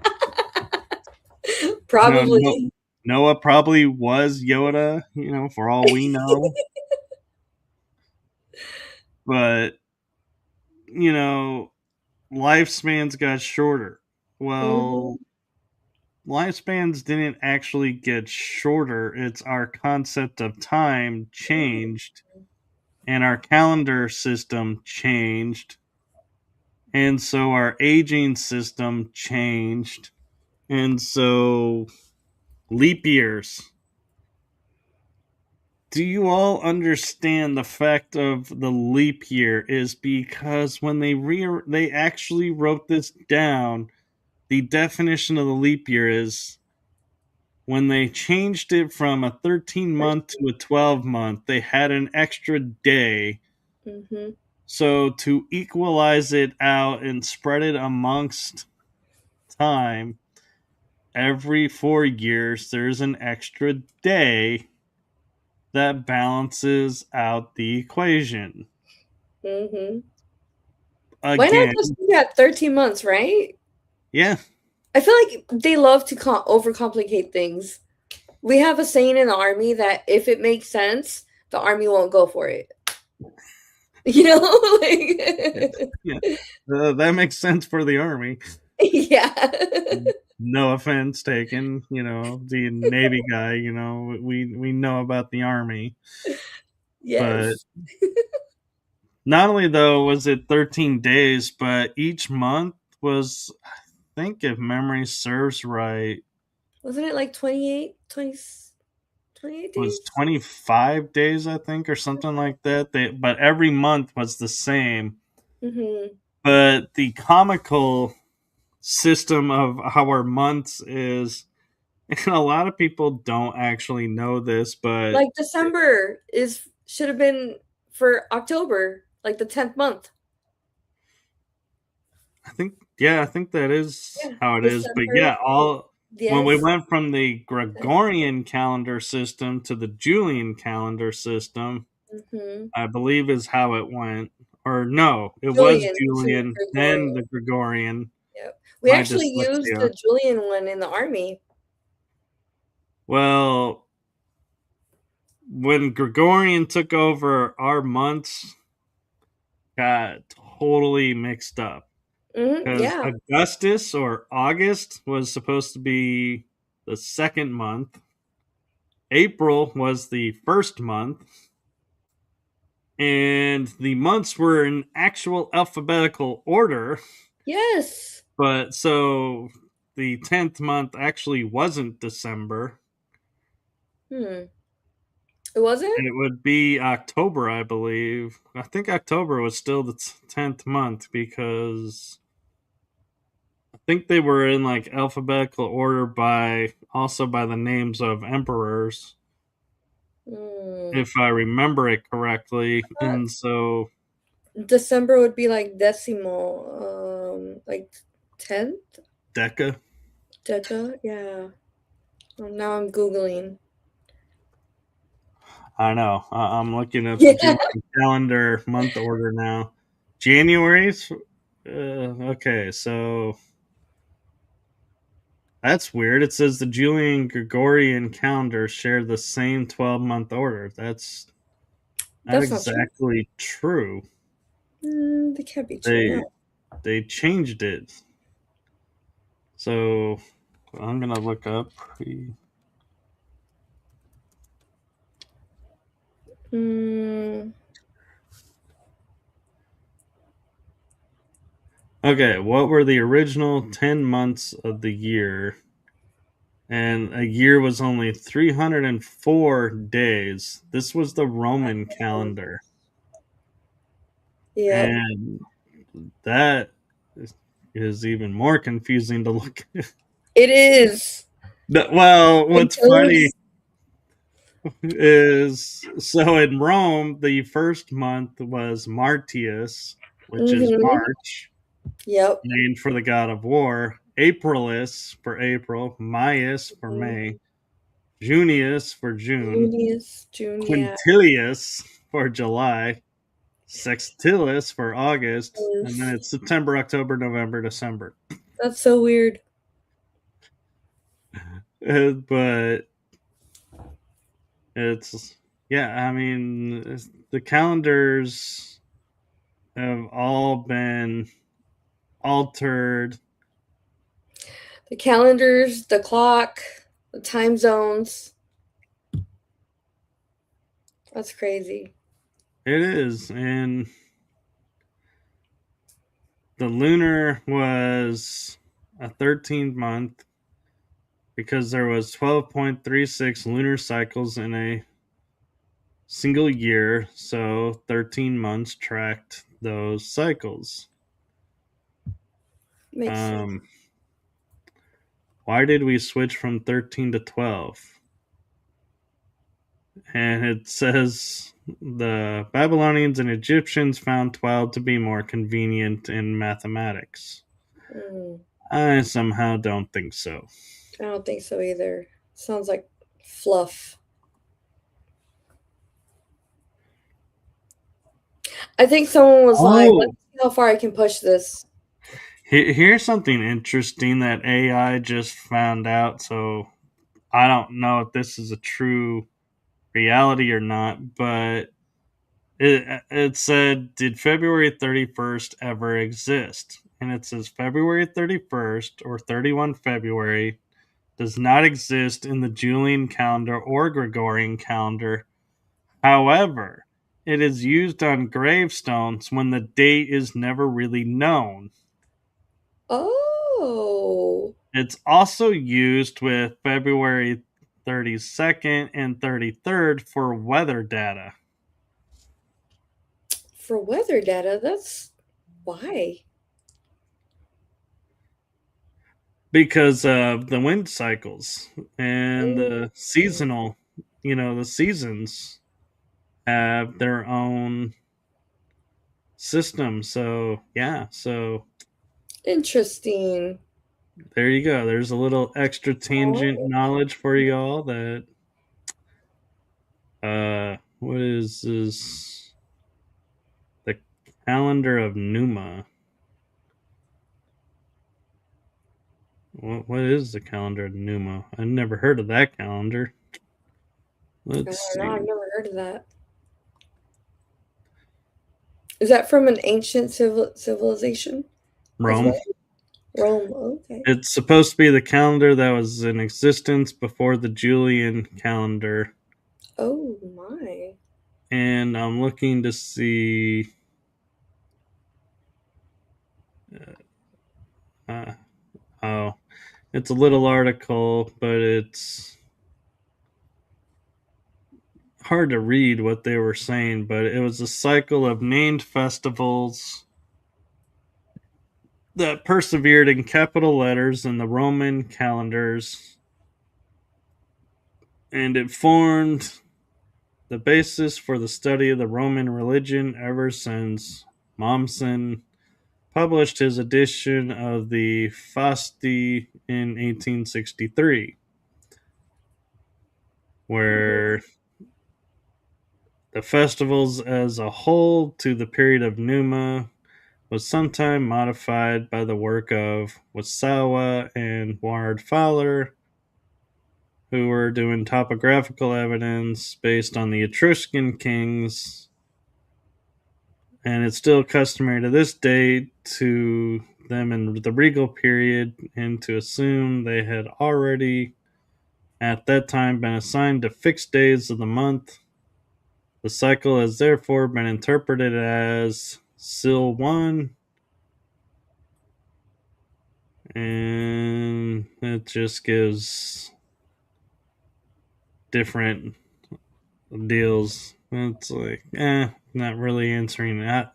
I love when websites, will tell you, hey, we have this answer for you, and then you read it and they're like, I have no We answer. actually don't. I'm like, yeah, this, no. Yep. Yep. But yeah, and so going back, to like SSP, being super soldier or being, space, jockey or, pilot or, Mhm. there's all kinds of roles that we play, Yeah. and it is play. Yep. But is there, any shows like we talked about Halo being, memory to these programs? Is there any other shows that you've come across that you're like, oh my god, this is totally SSP? Stargate off the bat for sure. Uh I grew up watching Star Trek and Star Wars, but as much as I like Star Wars, I like Star Trek more, and I feel like Mhm. I vibe with that. I align more with that. Um yeah, and oh, remember, okay, did you ever watch, I think it was 13 Monkeys or 12 Monkeys? It was a show, it ran for like 3 seasons. This guy goes on a trip chair and he time travels through it. No, but I know there is a movie, 12 Monkeys. Yeah, with Brad Pitt. I think it was like 12 Monkeys or 13 Monkeys. It was on Um, like 5 years ago, I think. That one tripped me there out a is a lot. TV show, 12 Monkeys. Yeah, it's a TV show. I'm This looking to guy time see. travels to fix things. Oh, okay. It was in 2015 to 2018. Mhm. Let's see. Yeah. It was a four-season sci-fi thriller, originally on Sci-Fi. I think I do remember this It was good, right? because I this was back when Sci-Fi changed itself to the SYFY, and I That's was always right. like, what the, what is that? And it would Yeah. confuse me, but Changing the logo on us. And then there was another show. I don't remember the name of it. Man. It was time travel also. When I remember, I'll message you and tell you about it. I don't remember exactly though. But talk about the time core. Sean and Christy have seen remote viewed me. I I remote view before I teleport to other places, and I time travel through teleportation also throughout the galaxy, and apparently I have free range because they kind of fear my power, but they still have enough control over me to have me toe the line. So I don't Yeah. know. Yeah, and I'm a guardian of a jump gate in the 10th dimension. The jump gates. I remember having to use those. Those were so fun. Yep. I used to be the one kid that would be like, they're like, you got to stand on this platform and then it'll jump you to where you need to go. And I'd be like, okay. And they're like, well, you're up. You need to walk up there. And I'd be like, okay. And I'd just start running and just like run onto the pad and like jump Right. in a running start and be like, yeah, this is how we're really going to move. Parkour. Then I was like, and then I was like, shortly thereafter, I realized I like totally like I was at the jump pad for the moon and I was standing and I was floating outside of the pad and I'm looking at somebody and I was like, so you think you can jump to where we're going faster than me? And I was like, really? All right. And so they stepped on the pad and I was giving them full benefit of the doubt of when they stepped on the pad, I was like, I looked down and I'm like, okay, I think I've given them enough time. And I appear and I look like this. And they finally come through and I'm like, what kept you? Because I figured out I don't need the jump. I can figure out how to get around. I got figured out how to get around without it. And so I was Yeah. like, man, y'all are slow using this tech. Mhm. You need to Yeah, let go of the tech. right. But you also do have to be careful though, because I have seen it's rare, but I have seen where people will like think themselves somewhere, but they're not like totally focused on where Mhm. and will manifest themselves inside structures Oof. or a part Ye of nature and the place. And it's like, yep, you're going back to the drawing board. You screwed yes. that one up. You're I back had on the jump pad. I had memories and knowledge of seeing people do that even as a kid before I knew anything about the SSP. It's wild that you mentioned that. Yeah. Yeah. Yep. I haven't had that happen that I know of, and I probably don't have it that I it probably never happened for me, but Yeah. I don't know if it and happened for me, but I it's remember it happening to others for sure. and just FYI, when we say, it didn't happen for us, we're not saying because we were better than No. somebody else or, operating at a different level. It's just we have a more acute awareness that we utilized.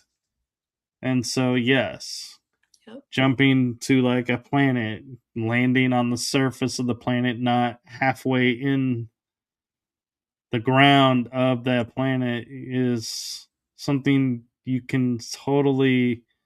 visualize and not have to calculate. Where if you're one of those that needs to like use the jump pads, yeah, you better stick with those because they calculate it for you. Yeah, till you master it. And it's like I tell people, it's like I tell my younger cousins, and my friends, I used to tell my soldiers, you can't compare your path to others because you don't know the journeys that others have taken to get to where they are. And so don't think you're you're not as good as like or you're not to the same standard or don't think other people are better than you. We're all the same, but we've all taken different journeys to get to the path that we're at the moment, Right. you know? I don't think I'm And better than anyone. I see everybody as my equal, so the other thing is, so I get how cool it sounds to say, yeah, I operate in space, or I have been on different worlds and doing peace talks or fighting battles or, mhm. skirmishes or, creating worlds. All of that sounds really cool and everything. But as cool and everything as that sounds, if you have not actual knowledge of it, don't claim it, because we know real quick who does and who doesn't have knowledge of it. And I used to, talking about a TV show, one of my favorite shows that wasn't really sci-fi related, but was like my favorite I watched growing up.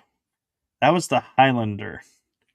I love the Highlander. And the fact that they could sense each other Yes, around, I was like, damn, we need that. We yes. need that skill with, the SSP and everything, Find the needle in the sensing, haystack. Yeah.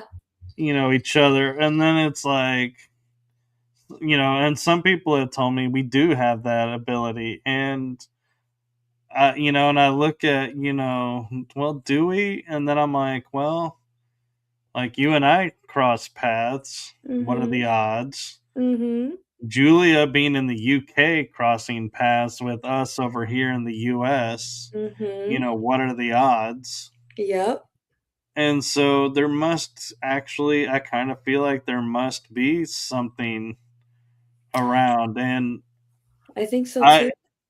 I have a friend who, if she's watching, I'm not going to say her name, but she has recently reached out to me and was like, "Hey, I talked to this person who was in the programs, and some of it, it's like when I heard it, it was like that could be me." And so she started to ask the questions, Mhm. am I this? How do I know? And started to reach out. And that is exactly what you need to do. Yes. When you watch something, say you watch Halo, and you're like, hey, that uniform looks familiar. And it kind of irks me that they only show the nano suit in the intro, Mhm. because that would be so badass if they put Yes. that in as the regular show. You know, Mhm. it's like, that forming on them. I'm like, yeah, because the Yes. nano suit was like my awareness of, oh my god, I know this program. I know that I recognize the suit. Mhm. Yeah. And I even reached out to one of my SSB friends and I was like, oh my god, did you see the intro to Halo? And they're like, what are you talking about? I was like, you gotta Put watch it it. And they on. watched it and they were like, oh my god. I was like, It's there in your face. that's the suit. I was like, I know. Yes. But Yeah. I've been it's telling like, you guys. I've been telling everyone. You guys gotta watch it. but yeah, but but there's also the caveat of, because we've been talking about it so many times and so many people have referenced it, Mhm. I think it comes a point to where, somebody will say, yeah, I recognize the suit. And some people are automatically like, oh yeah, we used it here, here, here, and this ways. And they're like, yeah, but they really didn't. And it's Mhm. like, Mhm. they're gaining and using, and they're gathering all of these stories and experiences to then turn around and make them their own. And I Yeah. always will say, there's no glory, there's no medals, there's no pension, there's no accolades. We don't go into a restaurant and, I know Doing this better is in going the to sound day. kind of cold where, we walk into a restaurant, no one's going to offer us free coffee or anything, No one's gonna buy your lunch. but the people who actually serve, they deserve that accolade and they deserve that, recognition. And, the true people that, are in all of this don't do it for those accolades. It's like the soldiers who really persevere in the military system aren't the ones that are in it for themselves. They're in it for the person next to them, keeping them safe and keeping their families safe and those around them. And they're constantly, making decisions of, yes, I'm, in this building taking fire. And if I step outside, yeah, I could probably drop three or four of them before I fall. Mm-hmm. But who's going to take care of my kids then? And so you stay in the building Yep. until you have no choice. Like you're running out of ammo. You need to create an Sacrifice. opening. You'll make that sacrifice for Mm-hmm. the greater good. Yep. And the ones who are in it for themselves, they'll find action and they will do, as I like to affectionately call the quote unquote dumbass stupid move, and they'll be dropped. And the That's the team has to go and grab their butt and pull him back, and hopefully he learns his lesson or she learns her lesson. mm-hmm. Equal opportunity. But Right. you know Yeah. I can't there's wait no for songs. these programs to actually be disclosed because it would be nice to see like everybody recognized and have some type of like pension or something to take care of them. Like you have people like Penny Bradley, you have people like Julia, her ankles messed up. Like the stuff that we do on the programs, it really does reflect on our bodies too, you know? Um, Yeah, but so my thoughts on that is the programs will most likely become public knowledge. The rosters, not so much, no. because let's be honest. This is You, a clandestine project. yep, There's gonna be like little to no paper trail, and for sure. so that's where, to me, it's like when people will say, "Where's your proof you were a part of this?" I'm like, really? Where's your proof? It's like, Right. Well, like I it's, like what I think Drago Reed says it best is remote view me.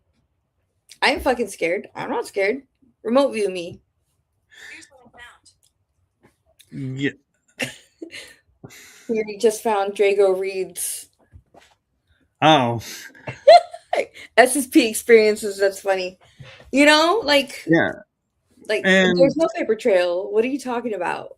yeah, and I was excited to be meeting my twin in the program soon, but that actually got pushed back a little bit No, and won't be why? as soon.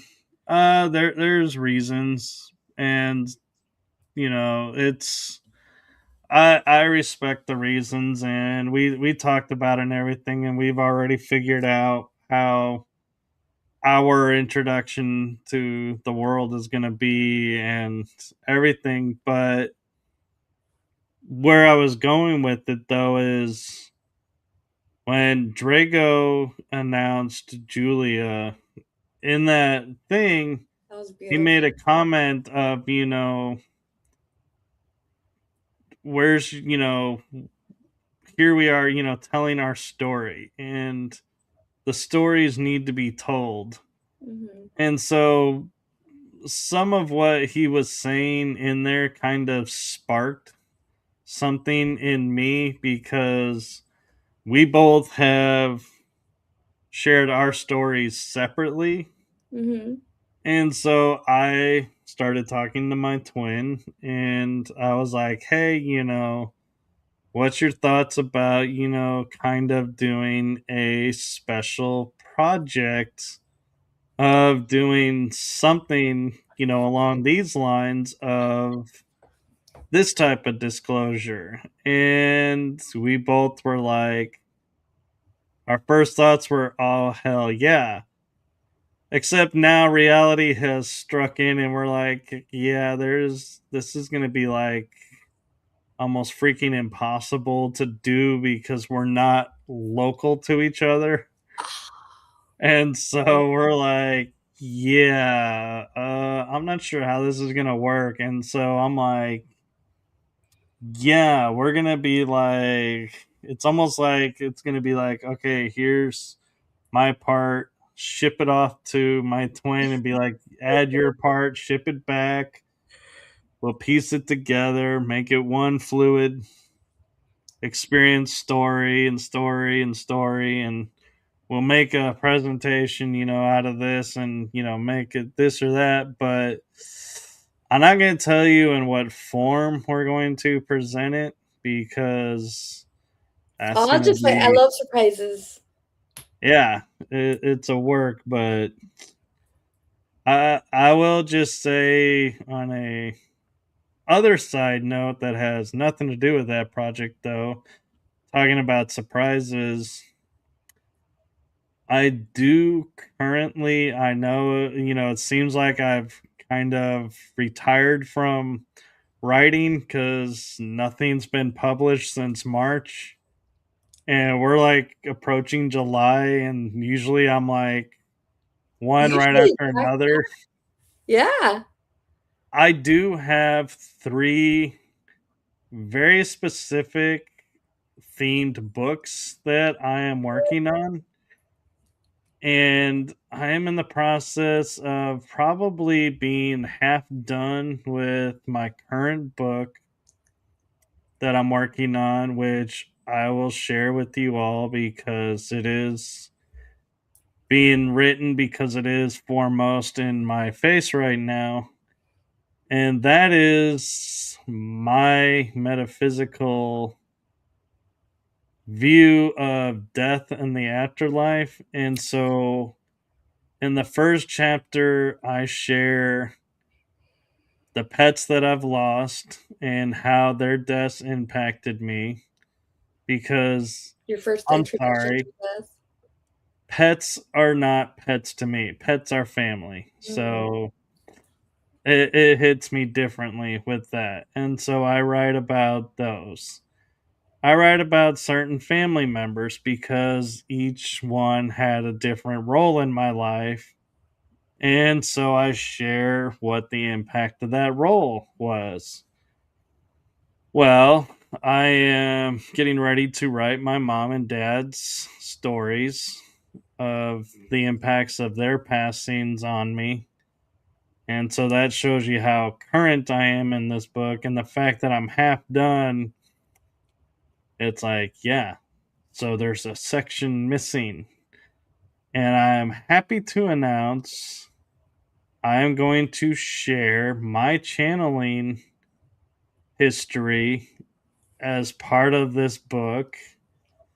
And yes, I did channel. It's not something I talk about a lot because I kind of stepped away from, or so I thought. And finding out it just took a new form. And so I'll be sharing that. And I will be sharing my parents' story. That's How they, beautiful. and by my parents' story, I am talking about how they met, what life was like for them, all the stories. So, like the story I shared earlier about the haunted house, it's going to make an appearance in this book. All of the experiences that they told me. are going to be included. The arrival of me and my sibs and the impact of us growing up, where we are now. And so the caveat, though, to it is I am not reaching out to anyone to get their story or what they know of my parents. These are me sharing all of my knowledge and my story of them. And so you're going to get fun stories. You're going to get like interesting little nuances of life. And it's going to be written in my format of turning word into picture. So I'm not exactly 100% sure that, I'm going to even put any photos in this book. But if I do, it'll be in tribute form, probably, most likely. But it'll be a few photos, maybe, not a lot. Not like I've done in other books where I'm like, hey, here's my entire life in photos or my entire dad's life in photo.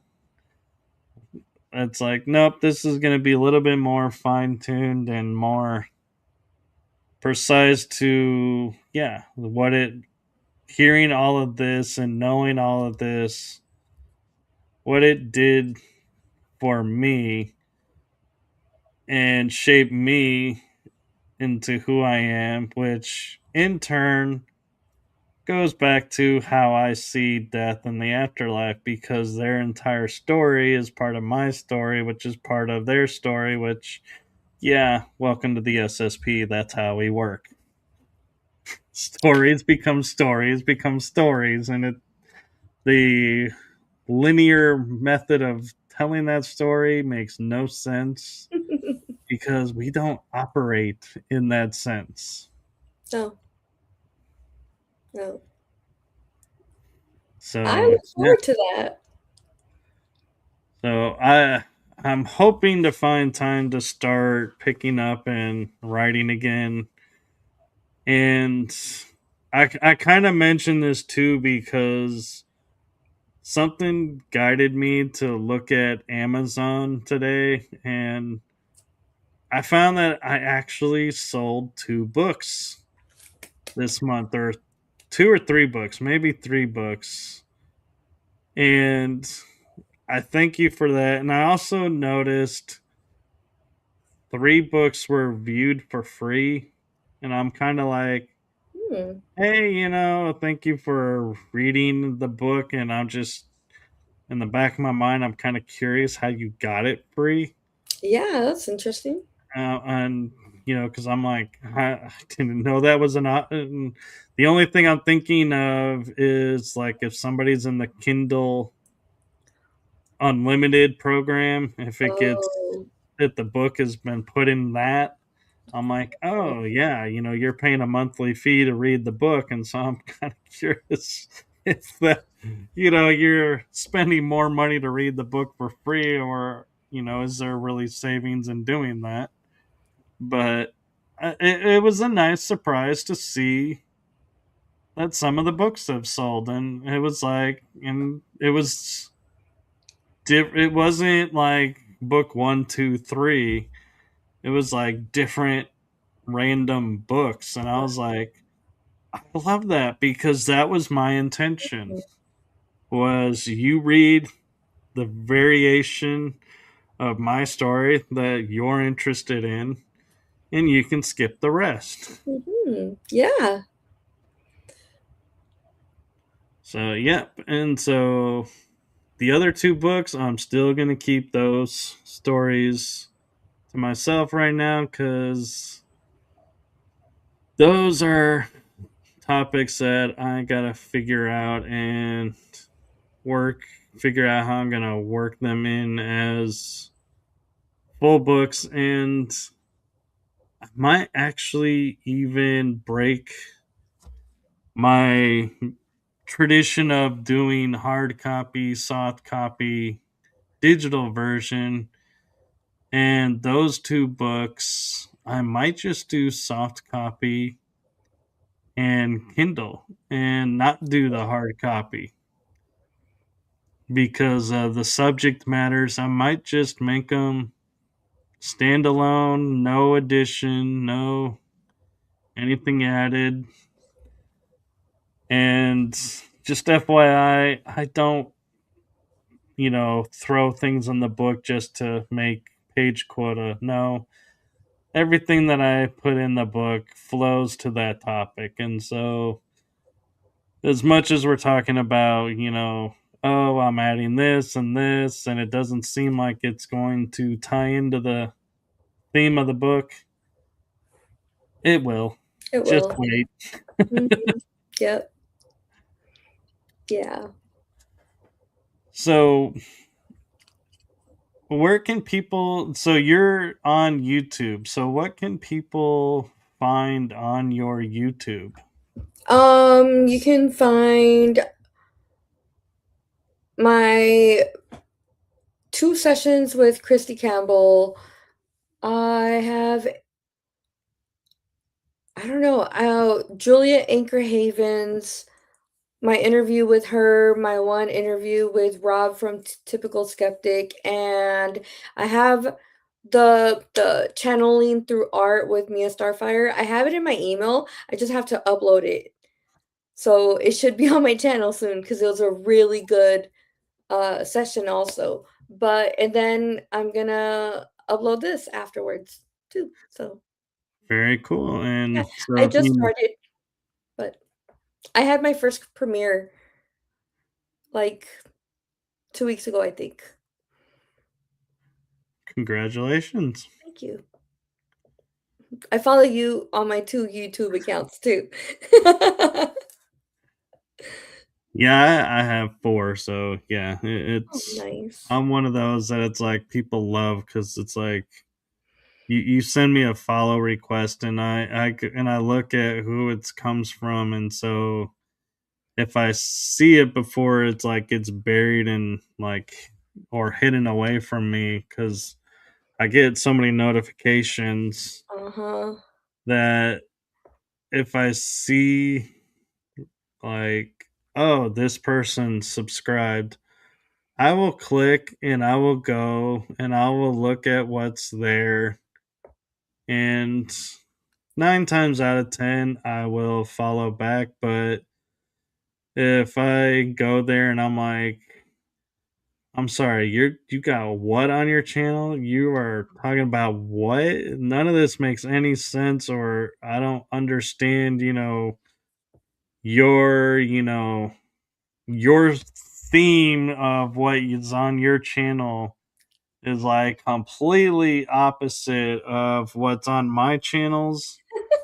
Chances are I'm probably not going to follow you back because I'm like, I just, uh, Don't want to see it. I'm questioning, in my mind, how did you find me and why, and if you don't Just you. comment or, send any, inkling that you're interested in any of this, then yeah, I'm more likely to pass by.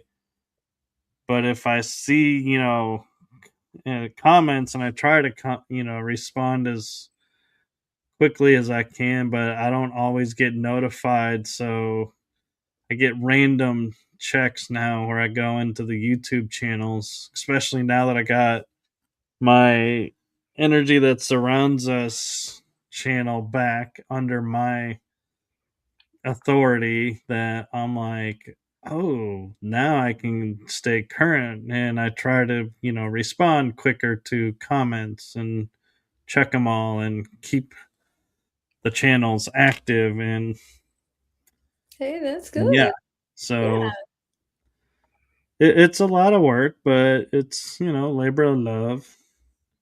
absolutely. And so thank you for coming on. And I know we were talking about it for a while, and it was like, yeah, figuring out when and what we were going to talk about and how it was Yeah. going to work and, Waiting for what school to what. finish. Yeah. Yep. Yeah. Well, thank you for having me over. It was a great Yeah. talk. It's always great talking to you on the phone, FaceTime, whatever. Oh, Here. yeah. I appreciate it. Yeah. And, you know, I say this a lot, but this, is one of those rare moments where it's like, it really is you got to follow Tiffany and my channels because we appear all over the place and you never know when our paths are going to cross. We don't always know when our paths are going to cross. Mhm. And we talk offline just like we were tonight, talking about things. And so, yeah, Yep. it's it's it's one of those, rare things where you find someone that you can talk to about things that understands kind of what you're going through because even though, both of us have SSP backgrounds, doesn't necessarily guarantee we're going to be able to relate to everything and bring, awareness and understanding to everything, but it does help to have a basis of knowing that anything that Tiffany brings up to me or I bring up to her, we're not going to look at each other and go, yeah, right, and be like, oh, and then right, oh, so that's this and this. It's like we're going to actually see the topic and be like, I got to think about this. Yeah. Yeah, Rabbit hold hole. on. Yeah, and then it's like, hey, about this and this, and it's like, yeah, and sometimes I think I've even like taken a day to respond to something you'll ask me, and you're kind of like, I know, right? And I'm like, yeah. And in my mind, I'm like, sorry it took me so long to respond, but it's like I really had to think about what you asked me, and I was like, yeah, it was like, "What? Where did this even come from?" And then that's, like, where I'm also look at too is, like, where is this coming from? What, Yeah. is going on? What's being asked, and am I understanding this right? And the nice thing is it's coming from her too, and we'll we even have the type of friendship that and Tiffany does this more than I do, I will admit, and I have done it though, but we will say we'll say hello or hey, apologies that it's taken me so long to respond, this is what's been going on, and it's like Yep. it's like I see it and I'm like, has it been that long? When, what do you mean? And it's like I'll be looking, I'll be like, oh yeah, apparently, Oh, yeah. a And it's like fool. the time, just goes by and it doesn't register. But it's Yeah. like, but we still are like, hey, I'm not ignoring you. Yeah, Yeah. this is what was going on. And it's like, wow, you have Mhm. had a lot going on. Wow. Okay, cool. And so, Thank you. yeah, now that we know this, okay, yeah, this and that. And Tiffany cracked me up so much. I will tell you all this before we end this because we are at almost 2.5 hours. But when I do my promos, what you all do not realize is yes, I create these images, but these images are approved and are like viewed as perfection to my guests. And until I reach that point, I do not make it public. And I don't generate links for the shows. That's why some of them will come in later than others. if you follow the YouTube, side of it. Well, Tiffany was, like going, we could talk about this, and it was like randomizing a lot of things. And I was like, okay, let me put this into ways that I can put it as, topics on the bottom of the screen. And I picked random images, and I was like, and I feel very confident that some of those images, she was like, where did you find that? And I was like, yeah, I did my homework on that. But because, when you have no logos or book covers or anything, it's like you got this big void space. So let's fill it with, stuff that's related to the show. Mhm. Well, I wrote down like a couple of things topic wise, and I'm like, okay, I haven't heard from her in a day or two, so I'm guessing it's okay, but I'll wait, that's my policy. And then she goes, "Hey, this is great, except this doesn't fit. This isn't me." And I'm like, "Oh, well, you said this part." "Well, yeah, that is a part, but that wasn't because of this." And I was like, "Oh." And then she's like, Constantly. "Oh, well, I'm actually classified as this." And I'm like, "Okay." And so I write it up, and she's like, "No, that's not what that means. It means this." And I'm like, "Oh, okay." And I'm like, "This is great. I'm getting, this down. It's going to be perfect and everything." Well, then Tiffany decides to pull a Tiffany. "Well, it's really great, but I'm not quite so sure about this, but I don't want to keep making you change it, so it's okay." And I'm like, "What's the change? Just tell me the change because I have the screen open. I'm right here." And she was like, "Okay, well, can we add this? And this is more of what this is." And I was like, "Okay, I'll rework." And finally, I got it, and she was like, "Yes, that's perfect." And I know full fact that it was not 100% perfect, but it was close enough that she was like, "Yes, he is gonna throw me off of this show if I keep going and making more and more changes because the verbiage is this or that." And I was and I'm on my side going, "Just give me all the changes at once. Stop doing this one change here, one change there. Just give it to me all at once." And so, yeah, we were having fun with the thumbnail image, and I had to keep reminding her. I'm like, "I don't make this public until you view it as perfect." And so she was Mhm. like, "Well, in that case, if you can do this one little last change, then I can say it's perfect." I'm like, "Okay." Finally got there. I think we went back and forth like 7 or 8 times. He did. Yeah. And I'm sitting there, and I'm like calm as can be, making the changes. And she's like, "I know you're hating me right now." I'm like, "Why? You're the Why am patron I being hating you?" And ambitious.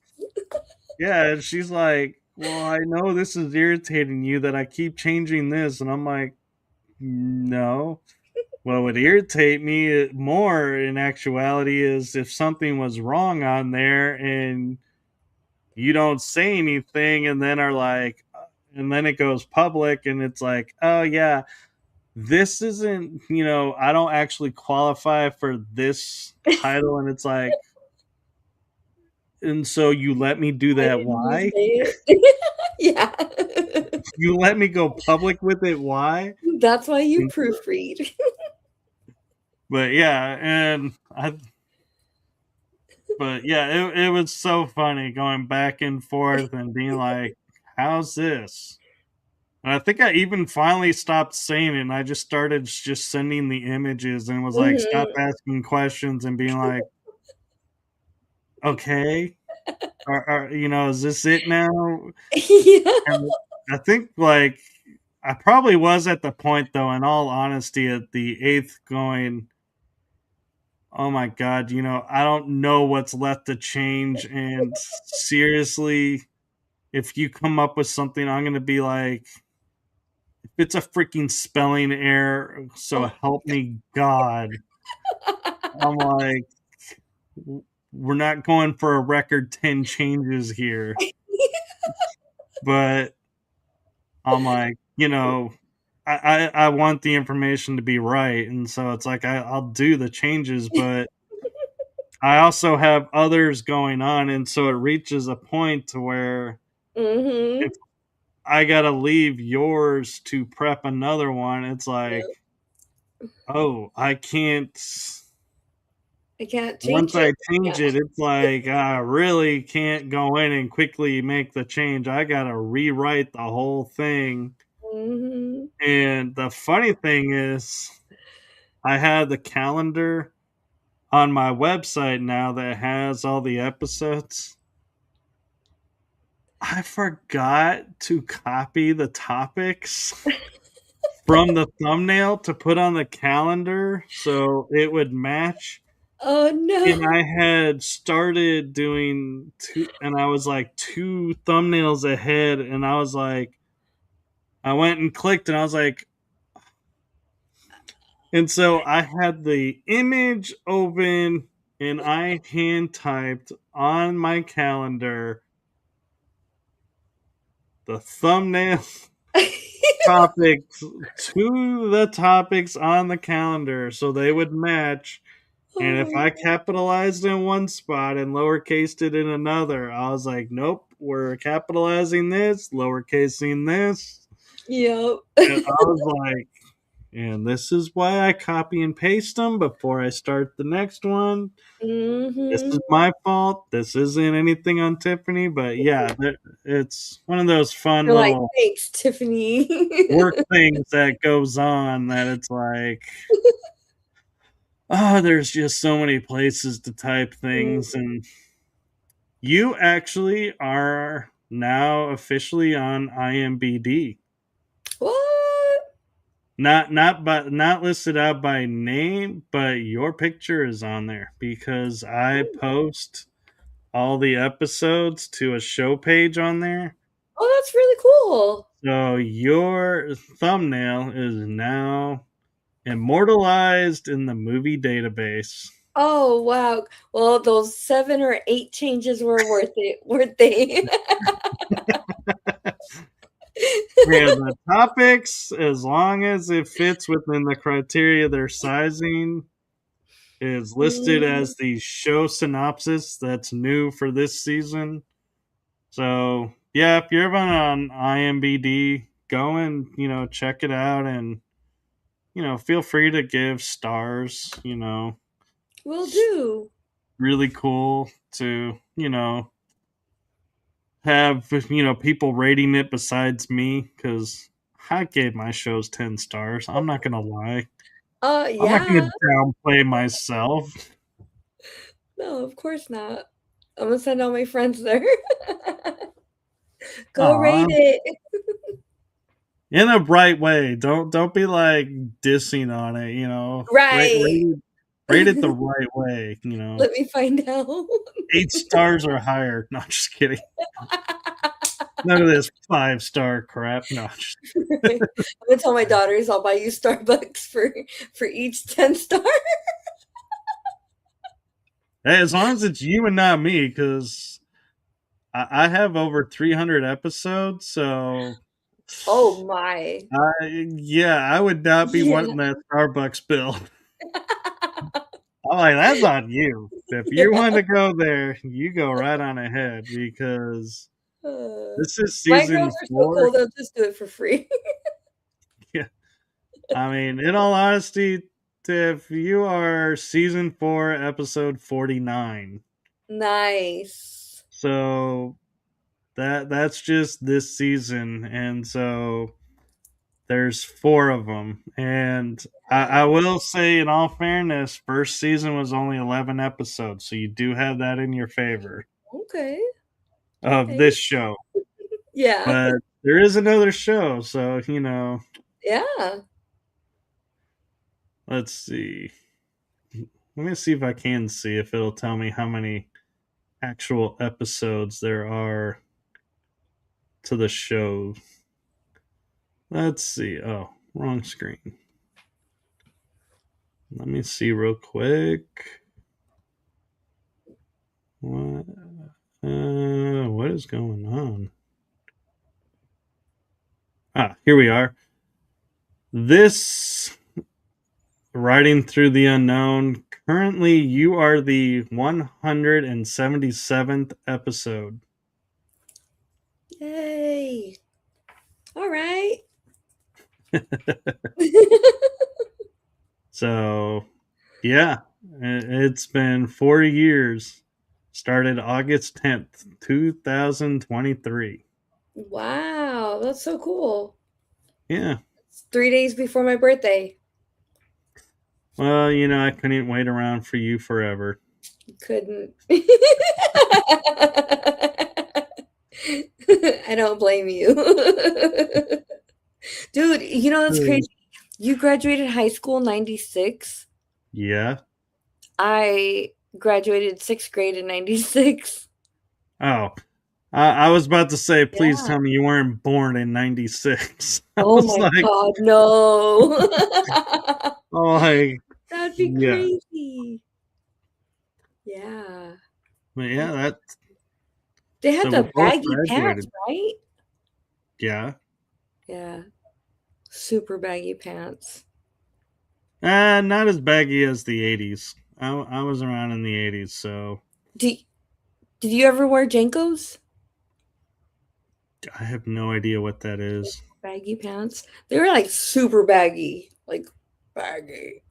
I had a So, couple of pairs and now they're expensive because now they're hard to find and so for it's those coming of back. you that are watching this and thinking, yeah, you didn't have baggy pants.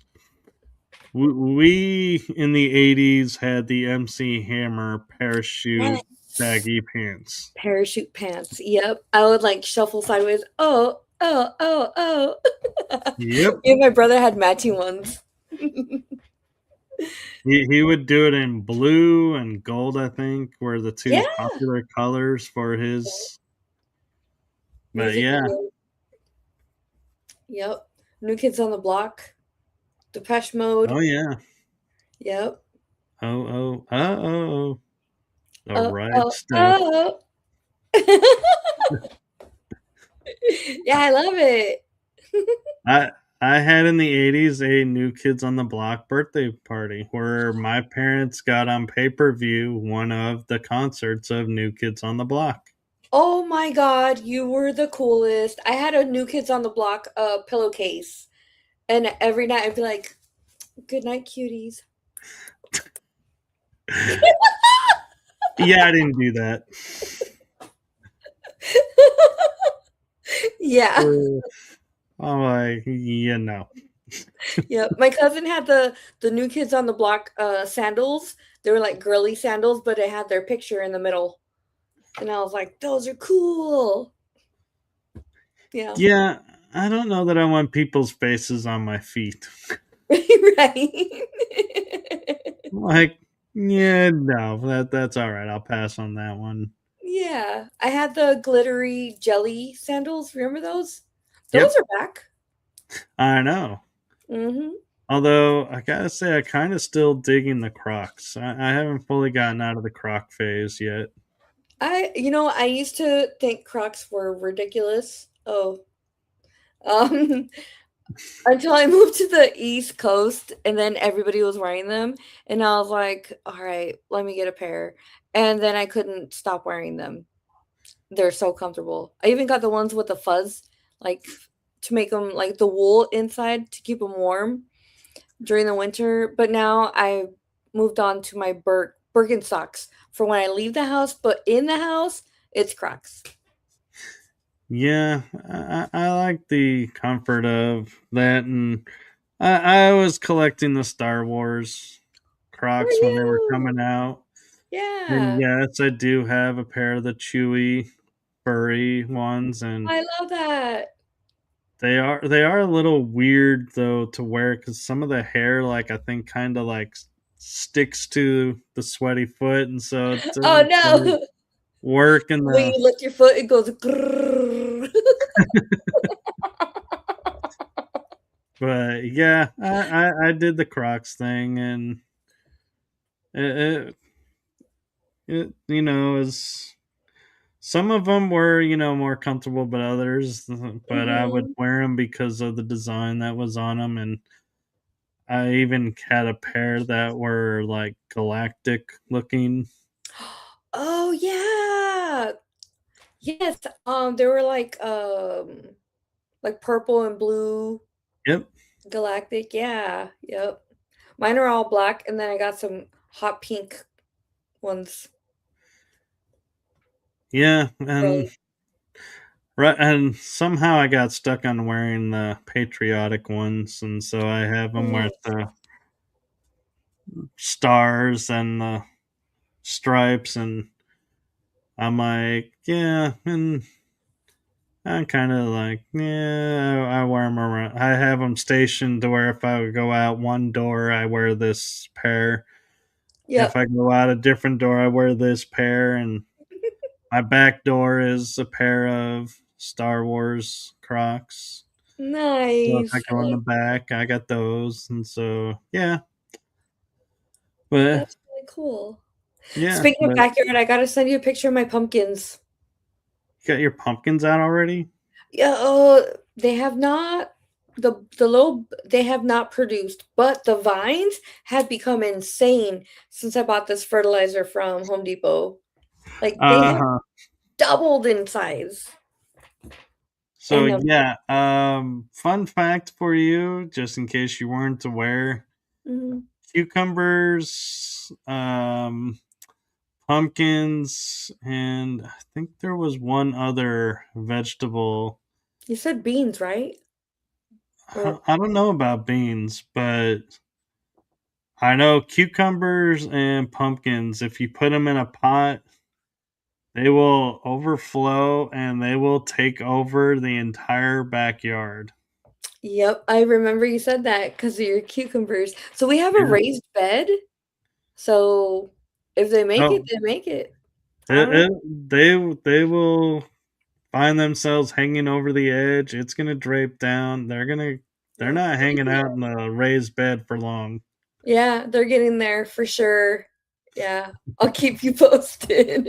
Yeah, Yeah. and it's getting. You gotta watch because they'll start growing like little pods that probably will turn into the pumpkins Yeah. in weird places, and it's like, ooh, I wonder, if like one is in midair, if it starts growing, if it gets to full weight, will it rip?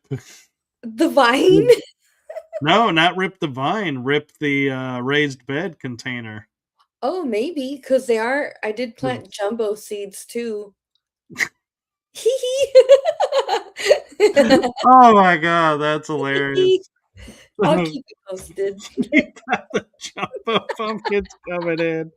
Oh, Yeah, that's gonna be the seeds great were to watch. literally this big when I put them in. I was like, "Well, there we go." Oh wow, yeah. Yeah. I can't wait to see how much of your backyard is walkable. Ooh, for real. Brett's gonna be so pissed. That and what's gonna be funny is that they start growing up the fence and over into other people's yards. Exactly, into the farm behind us and the neighbors' yards, yeah. Be like, We're getting infested by these jumbo pumpkins. Where are they coming from?" Oh, it's From gonna be there. I Ohio, have no idea. couldn't tell you. I'm like, I don't know. They came across our raised bed too, and they're spraying across from our house too. We don't know where they originated from. Ah, Mm. that'd be fun. Good times. Oh yeah. Yeah. All right. Well, it is great talking to you, and I gotta call this one because it is getting close to midnight, and Yes, sir. got early morning tomorrow. Got stuff to wake up for, and yeah, Yep. Same here. I worked out at home today, but I gotta make it to the gym tomorrow, so yeah. I'm not I going to the will. gym until Wednesday, Oh yeah, that's right. right Wednesday. before showtime. I'll be back. Ooh, that's right. So yeah, and I gotta figure. I think I'm supposed to be working arms too, and so that'll be interesting. Oh, very nice. Okay.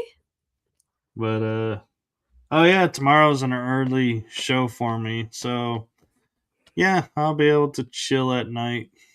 Cool. I'll watch. I will watch. I know I was missing in action all last week, but that's because Brett was he had a week off, so family time.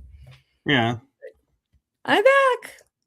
well, cool. And so yeah, so stop by anytime, and I will try and stop by and check out when if you're ever live, what's going on, and chime in and be like, hey, Yeah. and I would love that. you know. You know, it'd be really funny to do with some of the people in the SSP community. Huh. Bring back from I don't you might be too young to remember this, but when Scream came out, it was with the phone call, phones were coming Waza. out. Yeah, the what's that? Waza. Like, dude, like periodic Ghostface. Yes. people on the SSP would just film it and just be like people just randomly pop in up on, on screen on a live and be like, what's that? I would love that. We totally should coordinate. But yeah, I tried to bring somebody on a live feed on YouTube and it didn't work for my channel, and so I don't know how to do it. And apparently like only certain people can bring my profile on to a Facebook live, so I don't know how it Oh, would work. I don't know. I've never tried, and I only did my first premiere last 2 weeks ago, maybe. I don't know. But if I figure it out, I'll tell you. Yeah, well we'll have to figure that out, and Yep. it would be funny just to like just just get random people and just Just do pop it and be in. like that's it, and then once they're like they come in and they do it and then they pop off and it's like Yes. that's it, just a what's up That'd be so SLP cool. style. And just see who'd be like willing to like do it and be like and how many people would be like no, like it's Well, okay. it would be fun. Count me in. Yeah. I think Wizard Wickus would be down. Oh yeah, I think he would. Julia. We probably would have to explain it to her. She'd be like, You're wanting what? What are we doing? you want me to say that? But I think she would. What if she Yeah. hosts? Well, she we could host it like a show, but we would have But I do to want to hear her say it with her accent. say the well saying it, yeah, but we would also have to coordinate, bringing people up on screen, and Hmm. we're limited on how many people can be backstage at a time too. So we would have to figure out how to get a green room for that because depending on how many people wanted to partake Hmm. and figure out, are we just recording this just for, you know, some fun and we're just, popping in saying what's up and popping off and you're like, that's it, you're done for the night. We could do it for fun, but it would be nice to air it. I know Christy Campbell would be so down to Oh, yeah. be like, yeah, And Patty Paparazzi yes, night. Patty, Love it. definitely. Sean, I can see Sean doing it. I don't know. Sean's kind of getting into doing his thing with his digs and everything, and so I'm not so Yeah, sure he's really, into the programs anymore, but that's okay. I still think Drago might be it's fun for to the have oh, try it. Django for sure. Yeah. But I think Sean would do it because it would be like a fun team thing, you know? Yeah, we'll have to, pull our resources and ask who we know and be like, hey, are you down? Yeah. And figure out a time we can do it and just be like, yeah. Yep. And it's just a video of just momentary fun. Rick Poppins. Yeah. You know, I have to give major props to Julia because that woman is more dedicated than me per se into like streaming because she will wake up at 3 in the morning to do a live stream with us here in the US and carry on to go about it like business. But if you get me to try to wake up at 3 in the morning, you're not gonna get me. You're gonna get Patricia, who's mean and sleepy. I've told you I'm a sleepy girl, but I get mean. Even Brett knows, do not fucking wake me unless it's worth it, Yeah. because I am mean. Like, you too? No, I'm like, you're talking about how much she screams, and I'm like, you have been missing apparently my show for a while. No, but I'm saying like because of the time difference, she has to wake up earlier, you know? Well, And okay, that's hard times. she it's not necessarily always that. It's some of it too is because she's moderating so much stuff that that's the time when nobody else is running, so she can do her thing. Then she does her moderating and then does her thing Mhm. again and kind of goes back and forth and finds the slot for it. Yeah, and she wakes up at 5 in the morning to live stream. I love catching them, I I have but a show that I'm working with a guest, and if I was to do it live streaming, I would have to be up my time to be her evening would be 3, 4, or 5 a.m. in the morning. the one in Greenwich? No, this one, she is, I think, in Australia Oof. or Tasmania or New Zealand. I think she's Oh in that my god. region. And so it's Yeah. like 15 hours difference. So when she's like, "Yeah, I can do anytime after this hour," I'm like, You're "Yeah, like that's this hour for me." you're like, "I am I sleepy." I'm like, I'm not so sure I'm so good at that morning, and it has to be a weekday, and so finding a morning where I have time to like bounce back and Yeah. from it is like a little challenging right now, but I am determined to make it happen. So I am going to either pre-record or make a live show at an obscene hour in Yeah. my situation. So if nobody is awake and watching, I totally understand. But I just might be on if I don't take my sleeping pill that night. I don't sleep uh, unless I'm on something. yeah, I'm trying to decide if I want to do a pre-record and use it and as an episode, in case somebody cancels, Oh, I yeah, can that's bump it a ahead of good idea. schedule or Mhm. give it a assigned time. But yeah, and Take the evening off that day, like, if something falls through, I do that way. that actually. If I have a pre-recorded show airing, premiering live, I don't watch the show.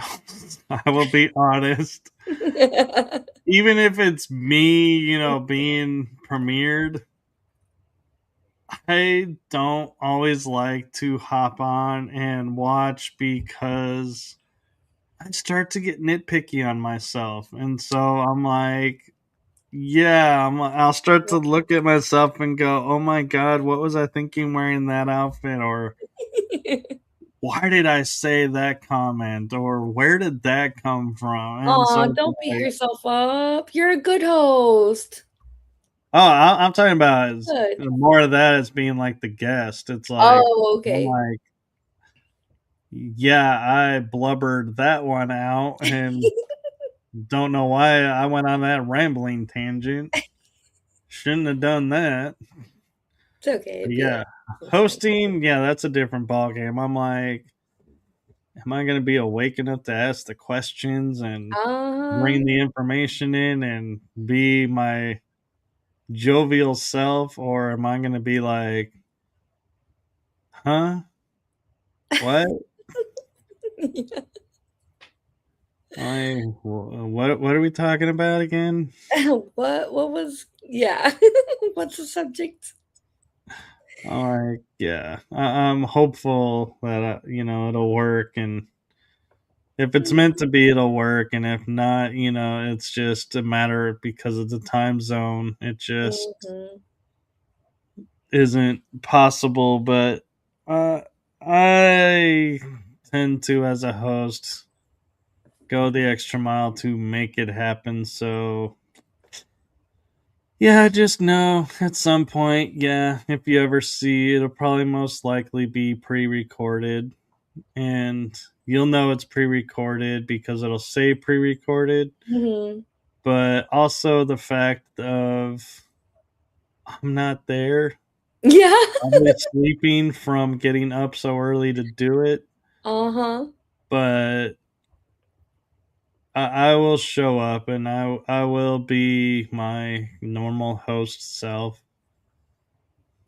I always manage to pull it off, and so when the divine time hits, it'll hit. You got this. Yep. And before we hit 3 hours, I am going to say we seriously need to call it a night because Yep. we both have things to do and we Yes, have. I do. I need to be fully functional in the morning. So do you. I just need to be functional. I don't need to be fully anything. There you go. That can come later. But I hope you have a good night. Thank you for having me on. Yes, You're and awesome, as we'll have always. to get you back on again for some future episodes too. Yes, sir. All right. And with that, I'm going to say from my heart and the heart of my shows to you, thank you for what you're doing for humanity. It's seen, felt, heard, appreciated, and not only that, but thank you for your service in both factors. And with that, I'm going to say good night. Good night. Thank you for everything. Love you. Love you too. Bye. Thank you for your service too. Thank you. You're welcome. We can't fully function without you. You make a difference. Well, we could. It would just be a little more awkward, but yeah, I'll take it. Oops. Who's gonna get us out of a firefight when shit hits the fan and we're cornered? You know? Yeah. I'm good for those moments. Yeah. All Pop it in right. and be like, hi. Remember me? That's right. Or, yeah, you didn't know I knew these people, huh? Search your Mm-hmm. scanners, see what you pull up about me. Yep, yep. Let's see the tears and let's see the horror. Yep, yep. Get your data pads out. And now you die. Oh, yeah. All right. All We got right. 1 minute and 30 seconds. Oh, I haven't even played the outro yet. Oh, all right. Good night. So, good night, everyone. Good And night, everyone. Thanks for watching. yep, and we will see you for the episodes tomorrow at 4 o'clock Central Time and 2 on Wednesday. one on Thursday. So stay tuned and just keep following along so you don't miss a thing. Good night, everyone.